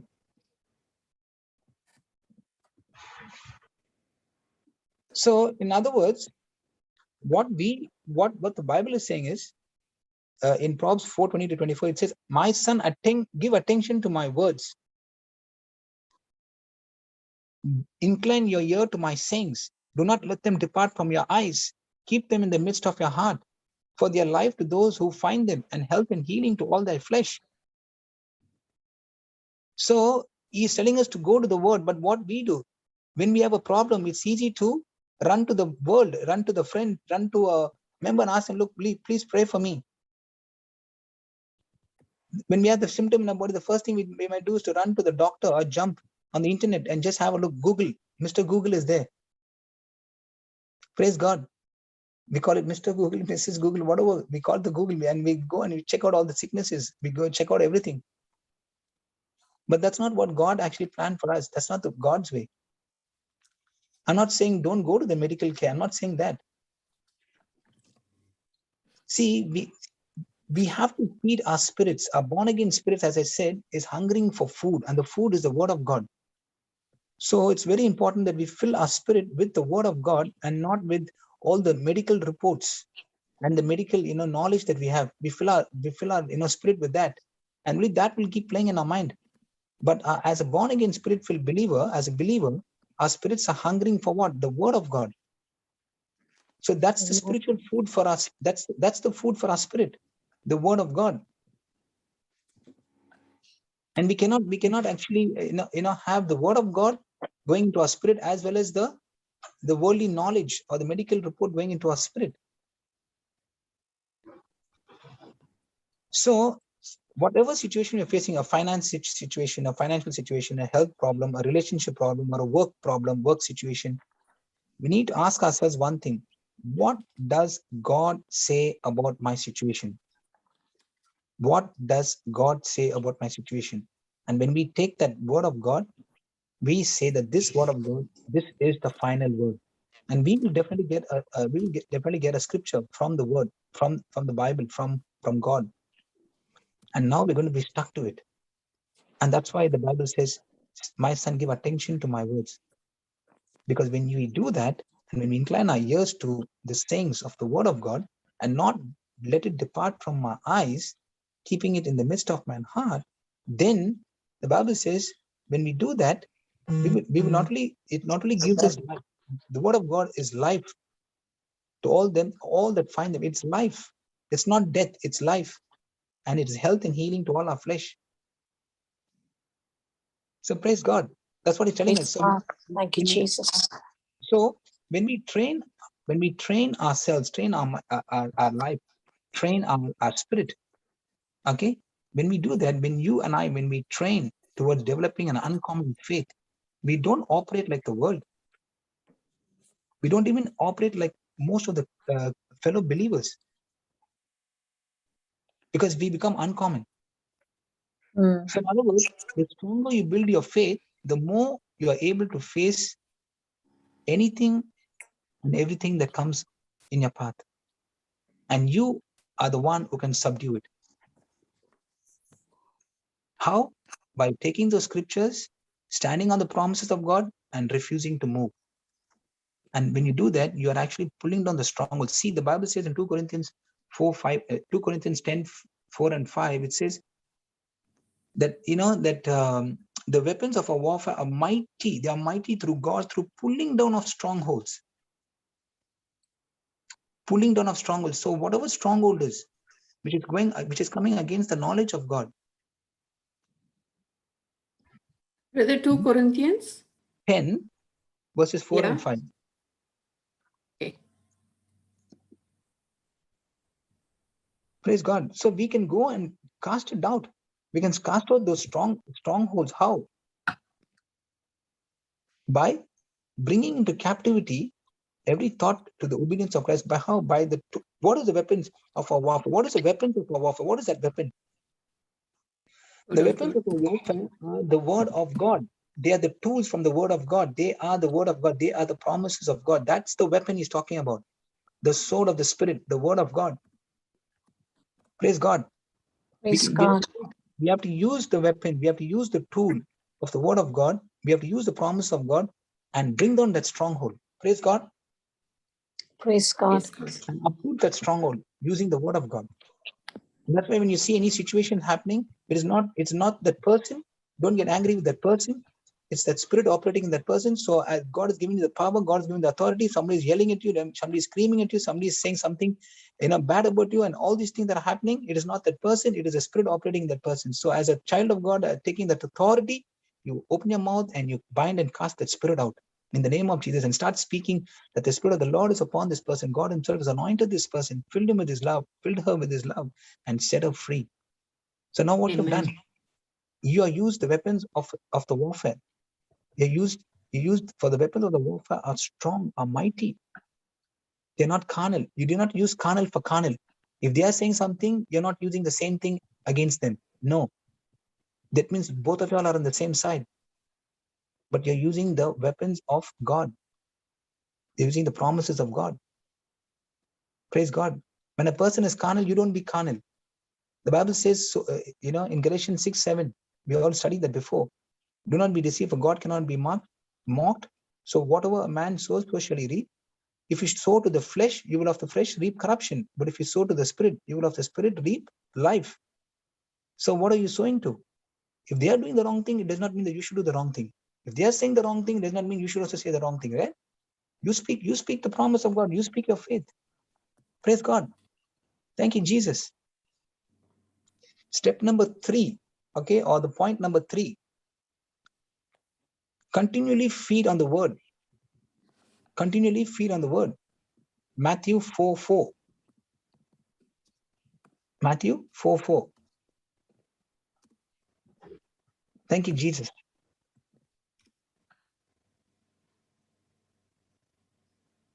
See, when I ask you this question, does your physical body, has it been programmed or designed by God to have one meal a day, No, one meal a week? No. no, No. So you have to eat at least twice. I'm saying at least twice, isn't it? I'm not saying even once. Okay. Yeah. Because some you yes. want to have that really, the good figure. They'll say, okay, I'm not going to eat so many times. I'm going to just eat just maybe once or twice just to keep that, maintain that figure. But I'm not talking about that. I'm talking about the way God designed it. So our physical body was not made to live on one meal or one or two meals per week, but it was designed in such a way that the body needs energy. Yes. So also the same way is our spirit. Our spirit is the same. Just as if you don't have physical strength, what will happen to us? We become weak. We can dwindle. Yes. So also we need spiritual strength. And we can get spiritual strength only when we can build our spiritual muscles only when we feed our spirit with the word of God. So the more and more we feed our spirit and make our spirit strong, we are feeding our spiritual muscles. Yes. Yes. Yes. Amen. Praise God. That Praise is why, God. no, brother, we say, Our Father who art in heaven, give us this day our daily bread. So that is the bread that we receive every day through the Amen. gospel. Praise Praise God. God. So Matthew 4:4 Thank you, says, Jesus. man shall not live on, it is written, man shall not live Yes. by bread alone, but by every Bread word alone. that proceedeth out of the mouth of God. Praise Amen. God. Amen. Praise Thank you, God. Jesus. Thank you, Jesus. Praise God. So, Praise God. now, when a trial comes, what will the weak faith do? It will do no good, correct? Correct. So you need a strong spirit to respond with boldness and faith-filled power. Yes? Yes. Yes. Praise God. So the word of God is faith food for us. The word of God is faith food for our spirit. You can write it down. The word of God is faith food for our spirit.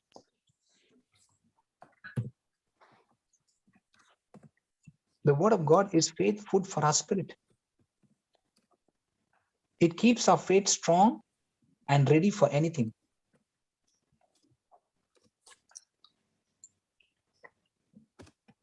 So we know that Romans 10:17 says faith comes by. Hearing and hearing Brother, by the word of God. Okay, let me Romans give that 10:7. point. Okay, let me add that to that Brother- point that I gave you. See, the third point is continually feed on the word. Okay, that's the third point. Continually feed on the word. yes. Okay, and the scripture reference is Matthew 4:4. 4, Okay. 4. Now the point I want to give there is the word of God is faith food for your spirit, or for my spirit. Four or two? Four or two, brother? For our spirit. It's for For our us. spirit. For our spirit. Okay, okay. The word It of God keeps is us. faith food for our spirit. Like we need like food for our stomach, sister. Yes, I agreed. Praise God. Yeah.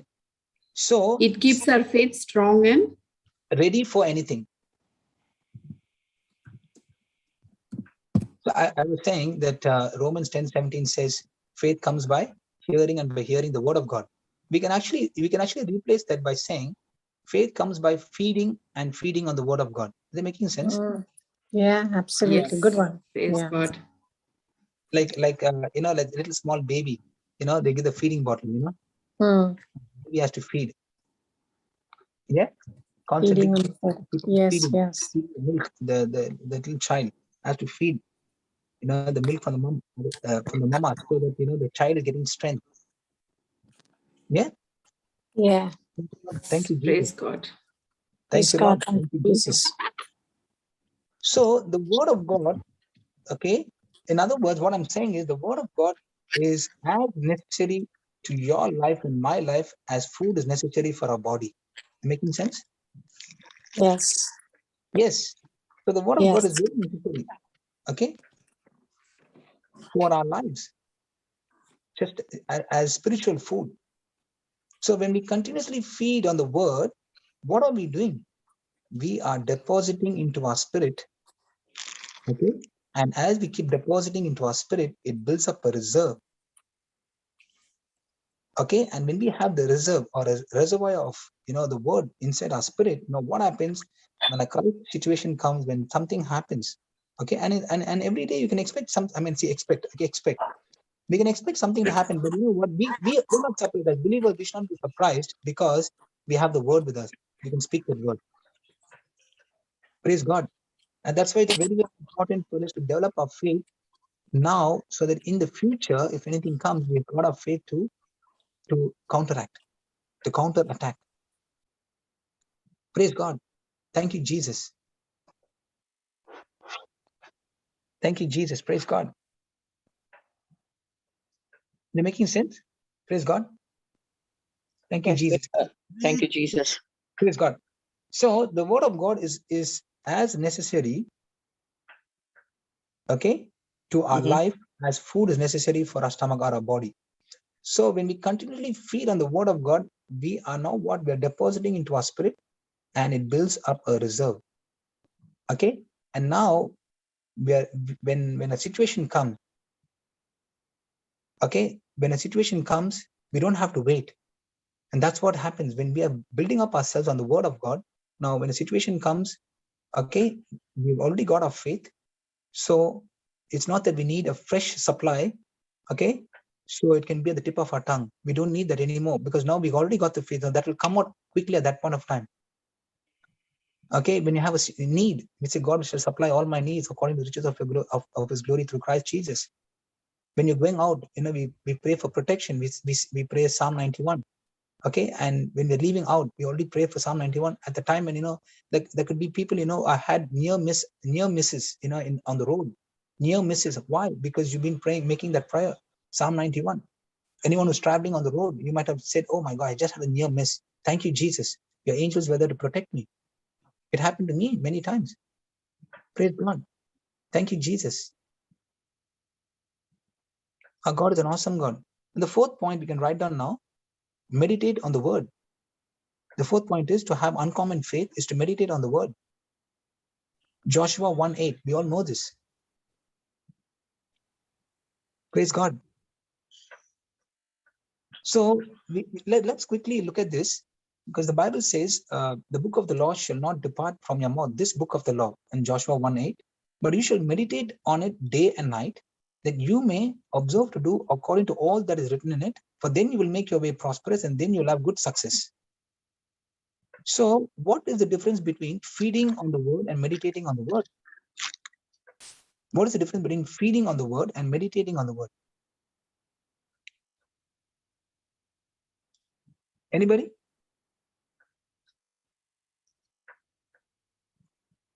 Praise God. Thank you, Jesus. Feeding like a food, like we get food to nourish ourselves. Okay. And the word And of God, meditating means we meditate on that word, and we follow, like we meditate on those words, brother. Like we read the word and we meditate on them. yeah, give me another word for meditating, sister, please. Okay. Like you want to write it down? I'll give it to you. yeah. Okay. Feeding on the word is reading and learning what God has to say. Feeding on the word. Yes. Feeding on the word is reading and learning what God has to say.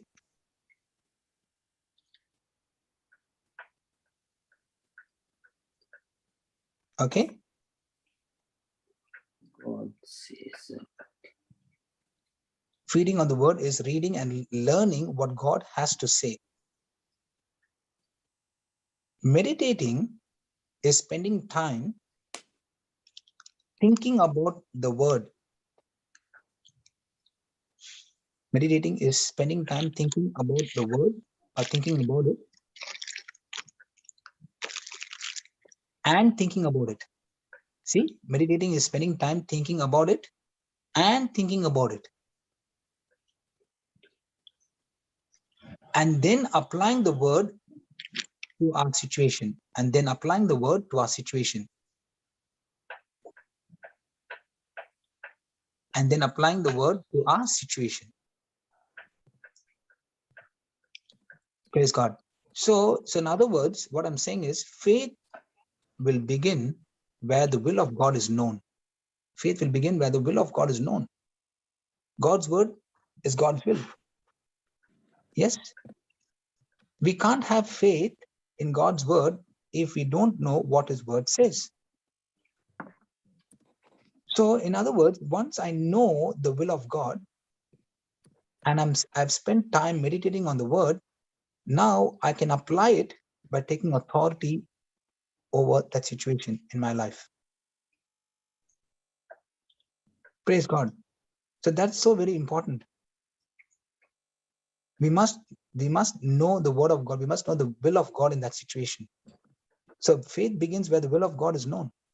So to have an uncommon faith, I'm saying when I apply the word of God into our situation, when I apply the word of God into my situation, it becomes second nature because we have immersed ourselves in faith. So the best way we can learn faith is the same way that you and I can learn another language. Supposing I want to learn Hindi, supposing I want to learn Marathi, I want to learn French.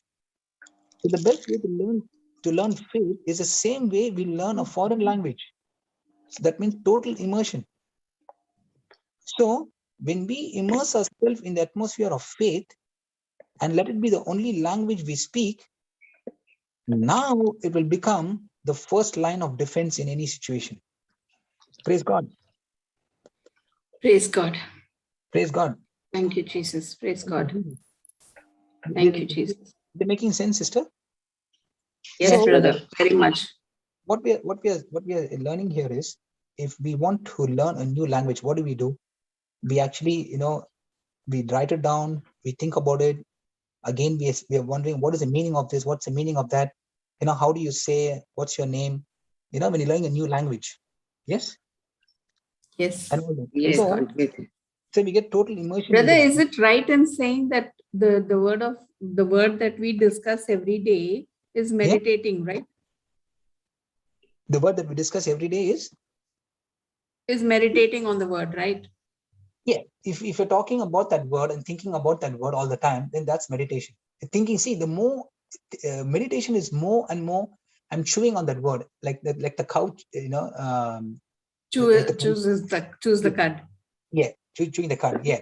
So like that, we are thinking and thinking and thinking of the same word. See, the thinking can also be on the negative side. I can think of the problem and problem and problem. I can think of, my health problem. I can think of, what is happening inside of my body. Maybe I'm not going to, I can think about it over and over again. What if this happens in my body? What if that happens? That is again thinking on the negative side. On the other Pondering. side, yes. Pondering, no, brother. Yes. When you're considering yourself, right? Yes. How Sarah was considering her body, and instead of following what God told her to do, she in fact asked Hagar to go and do the work. Yes. Yeah. But Abraham did the other way. He was not weak. He was not weak in faith, nor did he consider his own body that was dead. Yeah, he did. Yeah. But nor did he consider the deadness of Sarah's womb. Yeah, praise God. But he fully gave glory to God. Okay, and he persuaded God. Yeah, praise God. Thank you, Jesus. Yes, sister. That's it. So we can be on the positive side, we can be on the negative side, in other words. Yeah. With the same meditation. Praise God. Amen. Praise God. When we meditate on the word of God, then it's positive, right? Yes. If we are meditating on considering ourselves, then goes to the negative. Yeah, considering the negative situation. Considering the situations, yes. Yeah. So in other words, what we are studying here is, when we immerse ourselves in an atmosphere of faith and let faith be the only language we speak, and that will be our first line of defense in any situation. Praise God. Praise God. So the next point is, I got two more points. No, I got just three more points. Act on the word. Next point is act on the word. Next point is act on the word. So in other words, we see in the book of James chapter 1, verse 22. Okay, the Bible says, be of doers of the word and not hearers only. deceiving yourself. Brother James? Chapter 1, verse 22.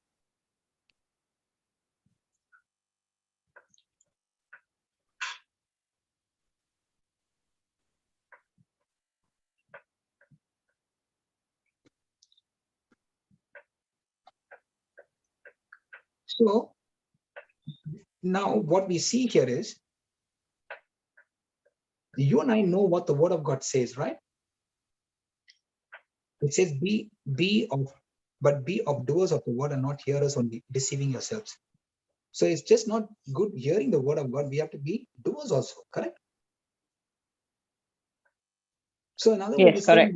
when you meditate on it, okay, you're applying it to your situation. After you apply it to your situation, then you begin to act on it.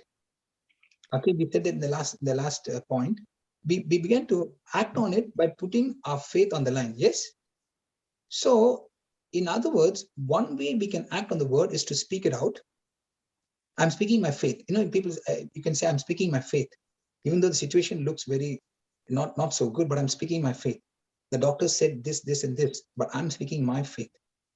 So I need to act. How do I act on the faith? By speaking it. Like the woman of the issue of blood, she spoke of faith, and then she began to act on it. If she could have said, look, I heard about Jesus. I believe in Jesus, what he has done, his miracles and everything, and all that.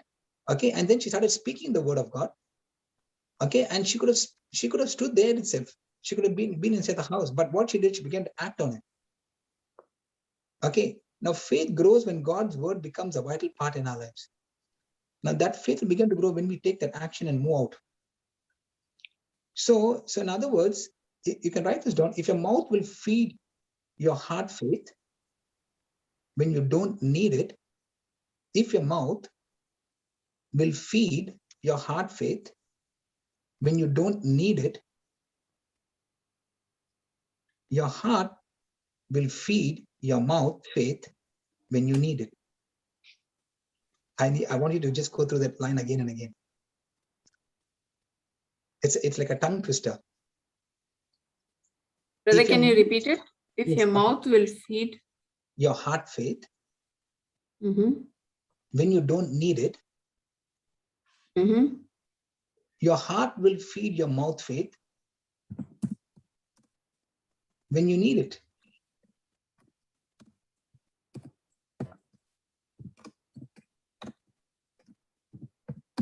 Praise God. Praise God. Praise God. So that's what's very, very important. See, your heart faith, see, you know, that's why be doers of the word, not just hearers only. So I can speak my faith with my mouth. I can speak my faith by taking action. I did not have to even speak, but I took action. That's also faith. So what I'm saying is, if your mouth will feed your heart faith when you don't need it, in other words, your mouth will start beginning to speak, okay, the promise of God. The mouth will start speaking the promise of God, even though you might have not moved into action, but you're speaking your faith, you're speaking your faith, you're speaking your faith. And now that speaking of the faith will enable you to take action. Sometimes, you know, what has been stored in your heart will come out, gushing out of your mouth. Okay, and suddenly you yourself will be wondered, you'll be awestruck and say, wow, I spoke faith. I didn't even know, but I spoke faith at that situation. Quickly, the word of God came out of my mouth. Why? Because I've been meditating on that word. I've been speaking the promise of God. Now, you see, in the past, when people come and say, you know, I'm having this problem, there's a critical situation, somebody is really thinking, what will a person do at that point? Oh, is it what happened? Okay, I'll keep you in prayers. Okay, we'll do that. But the moment, you know, we hear some negative news like that, we speak what we desire to see. Immediately, we'll open our mouth and say, in the name of Jesus, you take authority of the situation and you bind and cast that spirit out, that evil spirit out. See, that could not have come, you know, unless you have been meditating on the word of God. Is it making sense? Immediately, you know what to speak. Immediately, you know what to do in that situation. And you're not going to give up. Praise God. So, and another way to take dominion of the word, another way to act on the word of God is to take dominion. Like God gave us dominion over everything, correct? for the fish of the sea, and he said, take dominion, Genesis 1:28. He gave us dominion to take authority over everything. So another way to act on the word of God, the point number 5, which I gave, act on the word of God. Another way to act on the word of God is to take dominion, like in Genesis 1:28. And also Luke 10:19. Jesus' victory on the cross, is death, burial, and resurrection, gives us the power to trample over scorpions and snakes and over every power of the enemy, and they by no means shall hurt us or harm us. Luke 10:19. Satan will always wanting to make sure that you're not confident about the word. He'll always come to put some doubts, but you can just open your mouth and speak your faith. So, in other words, if I say, what is the meaning of taking dominion? What does it mean to take dominion? To take dominion means if something gets out of line, you are the faithful person who can put it back online. That's what it is. Not letting, our body, okay, or not letting our finances to tell us what to do. But you and I have the power and the authority to open our mouth and speak the promise of God. If our body is getting out of line, or if our finances are getting out of line, or if our relationships are getting out of line, marriages are getting out of line, if anything that's happening, okay, barrenness, yes, and so many other things that happens, job problem, job situation, if it's getting out of line, you and I have the authority to open our mouth and speak, take authority, okay, over that situation, speak God's word in that situation and put things back where they belong. The devil cannot control us. The devil cannot control you and me, because we are led by the Spirit and we are filled with the life of God inside of us. Praise God. So in other words, what I'm saying is, if you believe this, then you should live this, manifest this, operate in this, and be this. If you believe in the word of God, then you should live the word of God, manifest in the word of God, operate in the word of God, and be the word of God. So in other words, you call yourself, I am the healed, protecting my health from sickness and disease. I am a child of God. I am the light. I am the salt to the earth. Praise God. I am. The I am promises. Praise God. So when we speak the word, we rebuke the devil and take authority over our life. Praise God. That's uncommon faith. And that's the life you and I are meant to live. Praise God. So the next point would be pray in the Spirit. The next point would be pray in the Spirit. If you want to have uncommon faith, pray in the Spirit. Jude chapter 20. Building yourselves up on your most holy faith, praying in the Holy Spirit. So praying in the Spirit builds our Jude faith. 20, brother, which verse? Jude chapter 20. Praise God. Thank you, Jesus. Jude has chapter 20, brother. It has only one. I'm sorry. So it's 120. So it's just Okay. it's 20. They say 20. Sorry, Jude. It should be Jude 1. Yeah, 120. Praise God. Thank you, Jesus. For a moment, I was wondering whether I gave the wrong scripture. It's 20. It's verse. It's not the 20th chapter. Actually, it's the 20th verse. Sorry. Verse. Yes. Praise God. Apologies. Sorry. Praise God.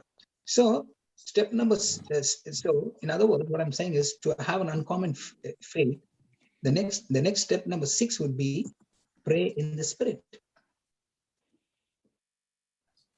So praying in tongues, what does it do? It builds up our faith.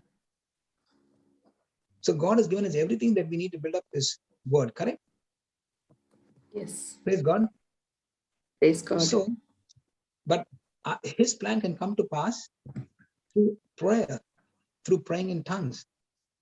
We can become very, without praying in tongues, without spending time with God in prayer, it can become very unclear for us to apply God's word, what God has already revealed to us through His word. Praise God. Praise God. Ephesians 6:18. One more reference I can give you. Ephesians 6:18. So if you want to go from where you are now to where you want to be, then that prayer is found in Ephesians 6:18. Wow, praise God. Can you read the prayer, sister? Praying always with all prayer and supplication in the Spirit, and watching thereunto with all perseverance and supplication for all saints. Praise God. Thank you, Jesus. So you not only pray for yourself, you also pray and intercede for other saints as well, for other members. Amen. Praise God. Thank you, Jesus. Praise God. Thank you, Jesus. Praise you, Lord. Thank you, Lord Jesus. Praise you, Lord. Praise God. And also you can take one more scripture, sister, Proverbs 20:27.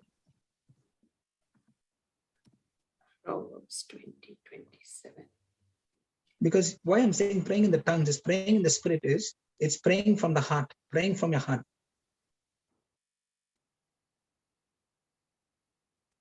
Proverbs So 27, right? Yeah, 20:27. Proverbs 20:27. 20:27. Okay. See, The spirit of man is the candle of the Lord, searching all the inward parts of the belly. Praise God. Amen. So it's in your spirit that God talks to you, right? Yes. Okay.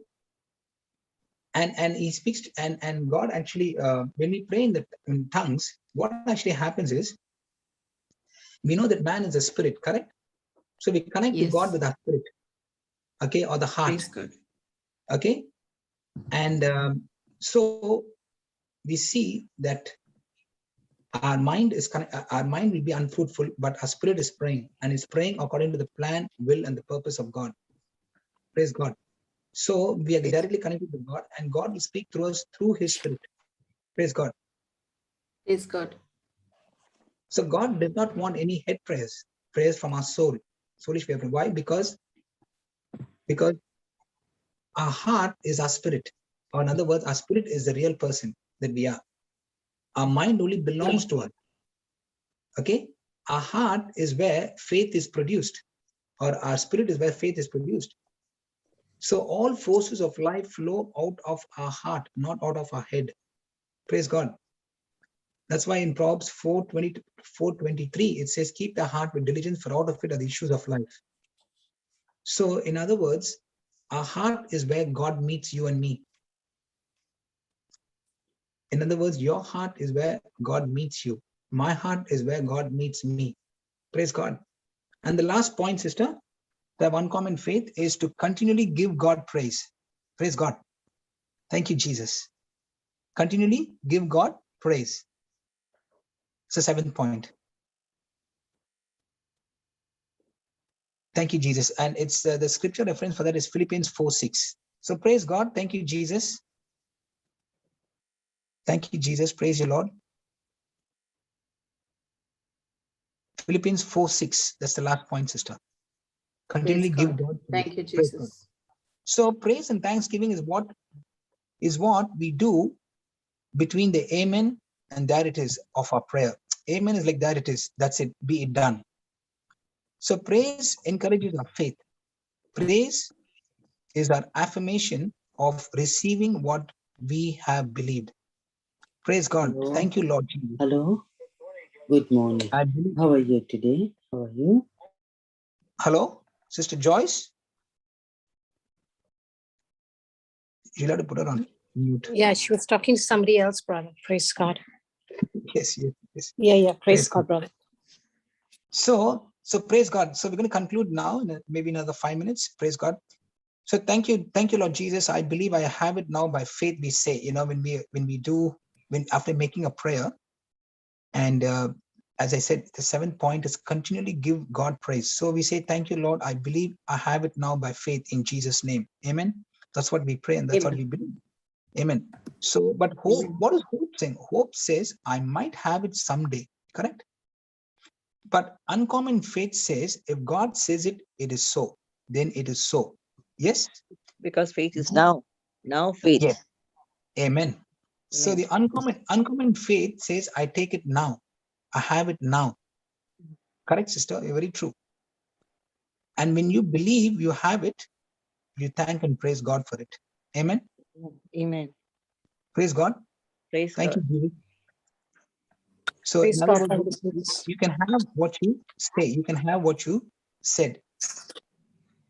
And when you do that, you begin to praise God for the answer. Praise God. Praise God. And when Thank you you. thank and praise God for it is done in Jesus' name. And that is an uncommon faith.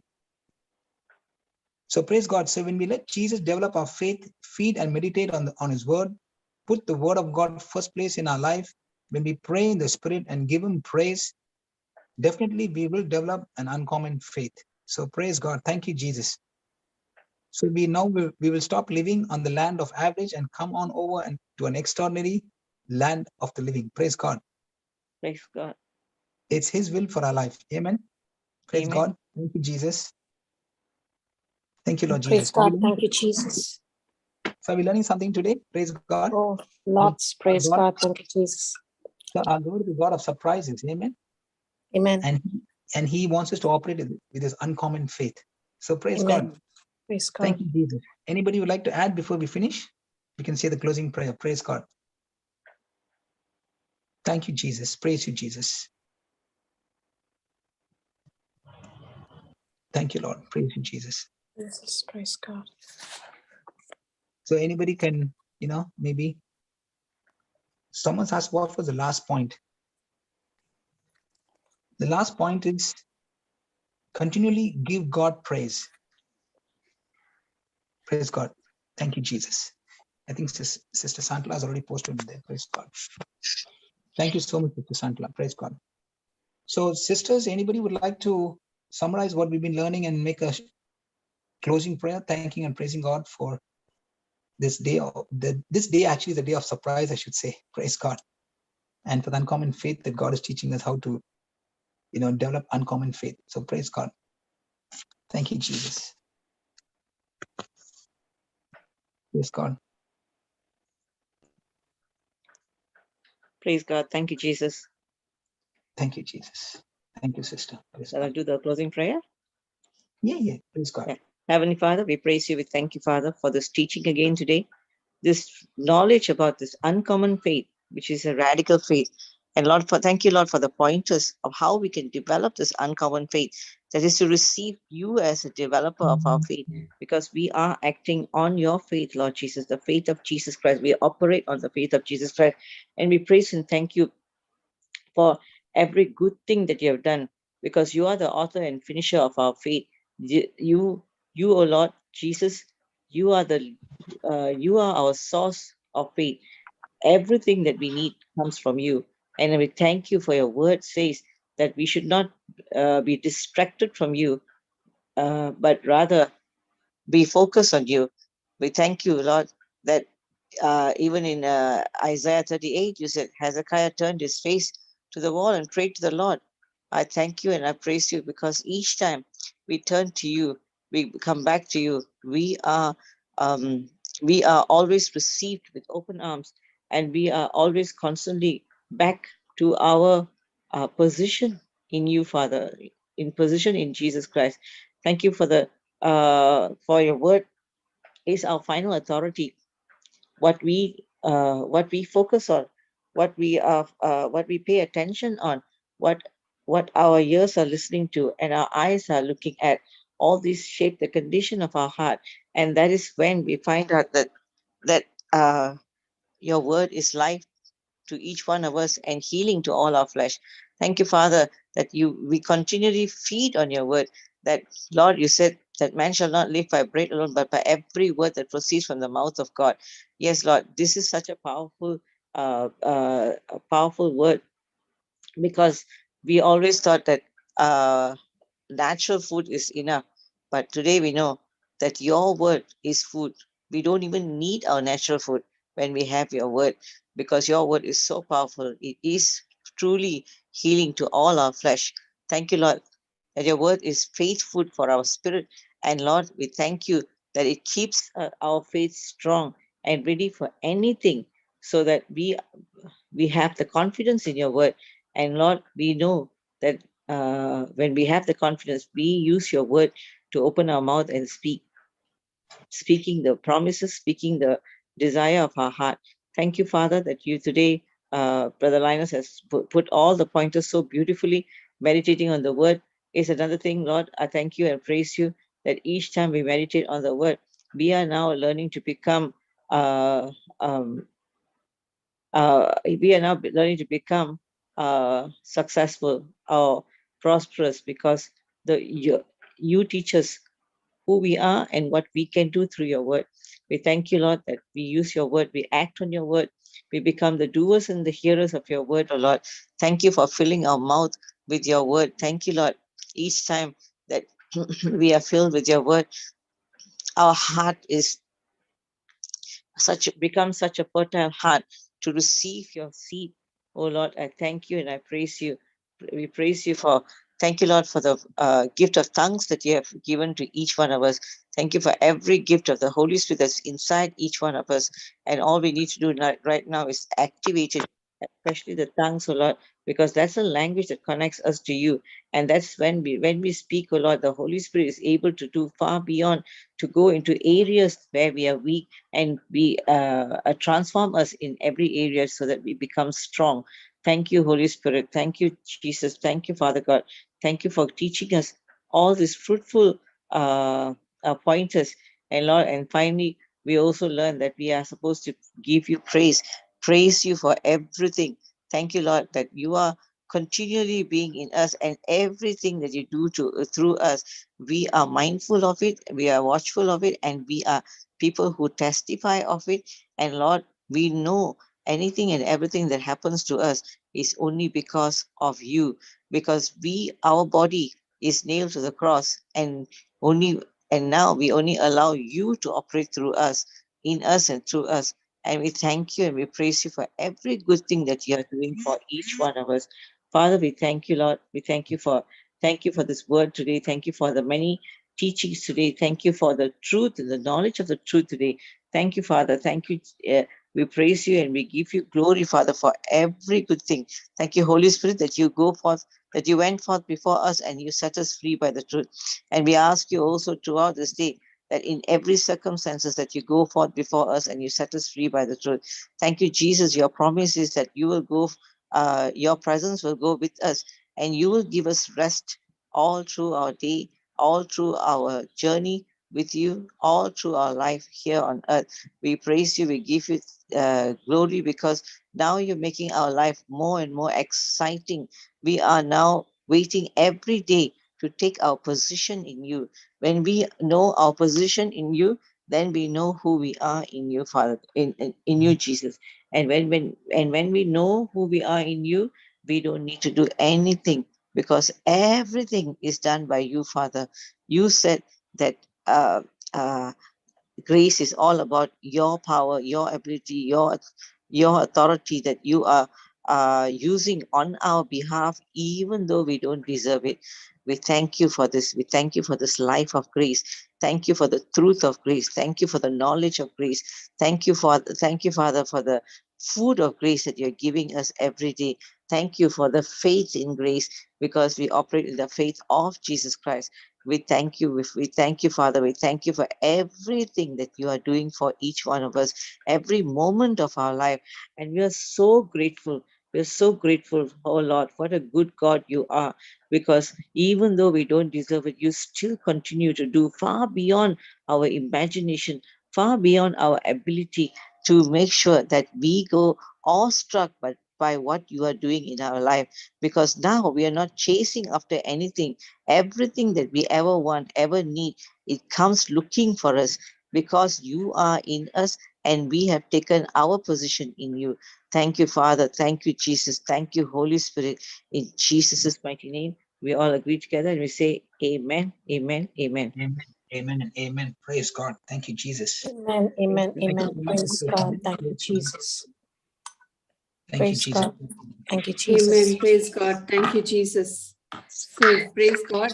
We have Praise God. come, we have known how to get our surprises Let's go be blessed to be a blessing to the nations. Praise God. Yes, Amen. praise God. Praise God. Praise Sorry God. for that interruption because one tree fallen down next to my door. That's what my neighbor called it. Yes, God. Okay, praise God. No, no, Thank you, yes. Jesus. Praise God. You can stop the live, Sister Shantala. Praise God. Thank you, Jesus. Thank you, brother.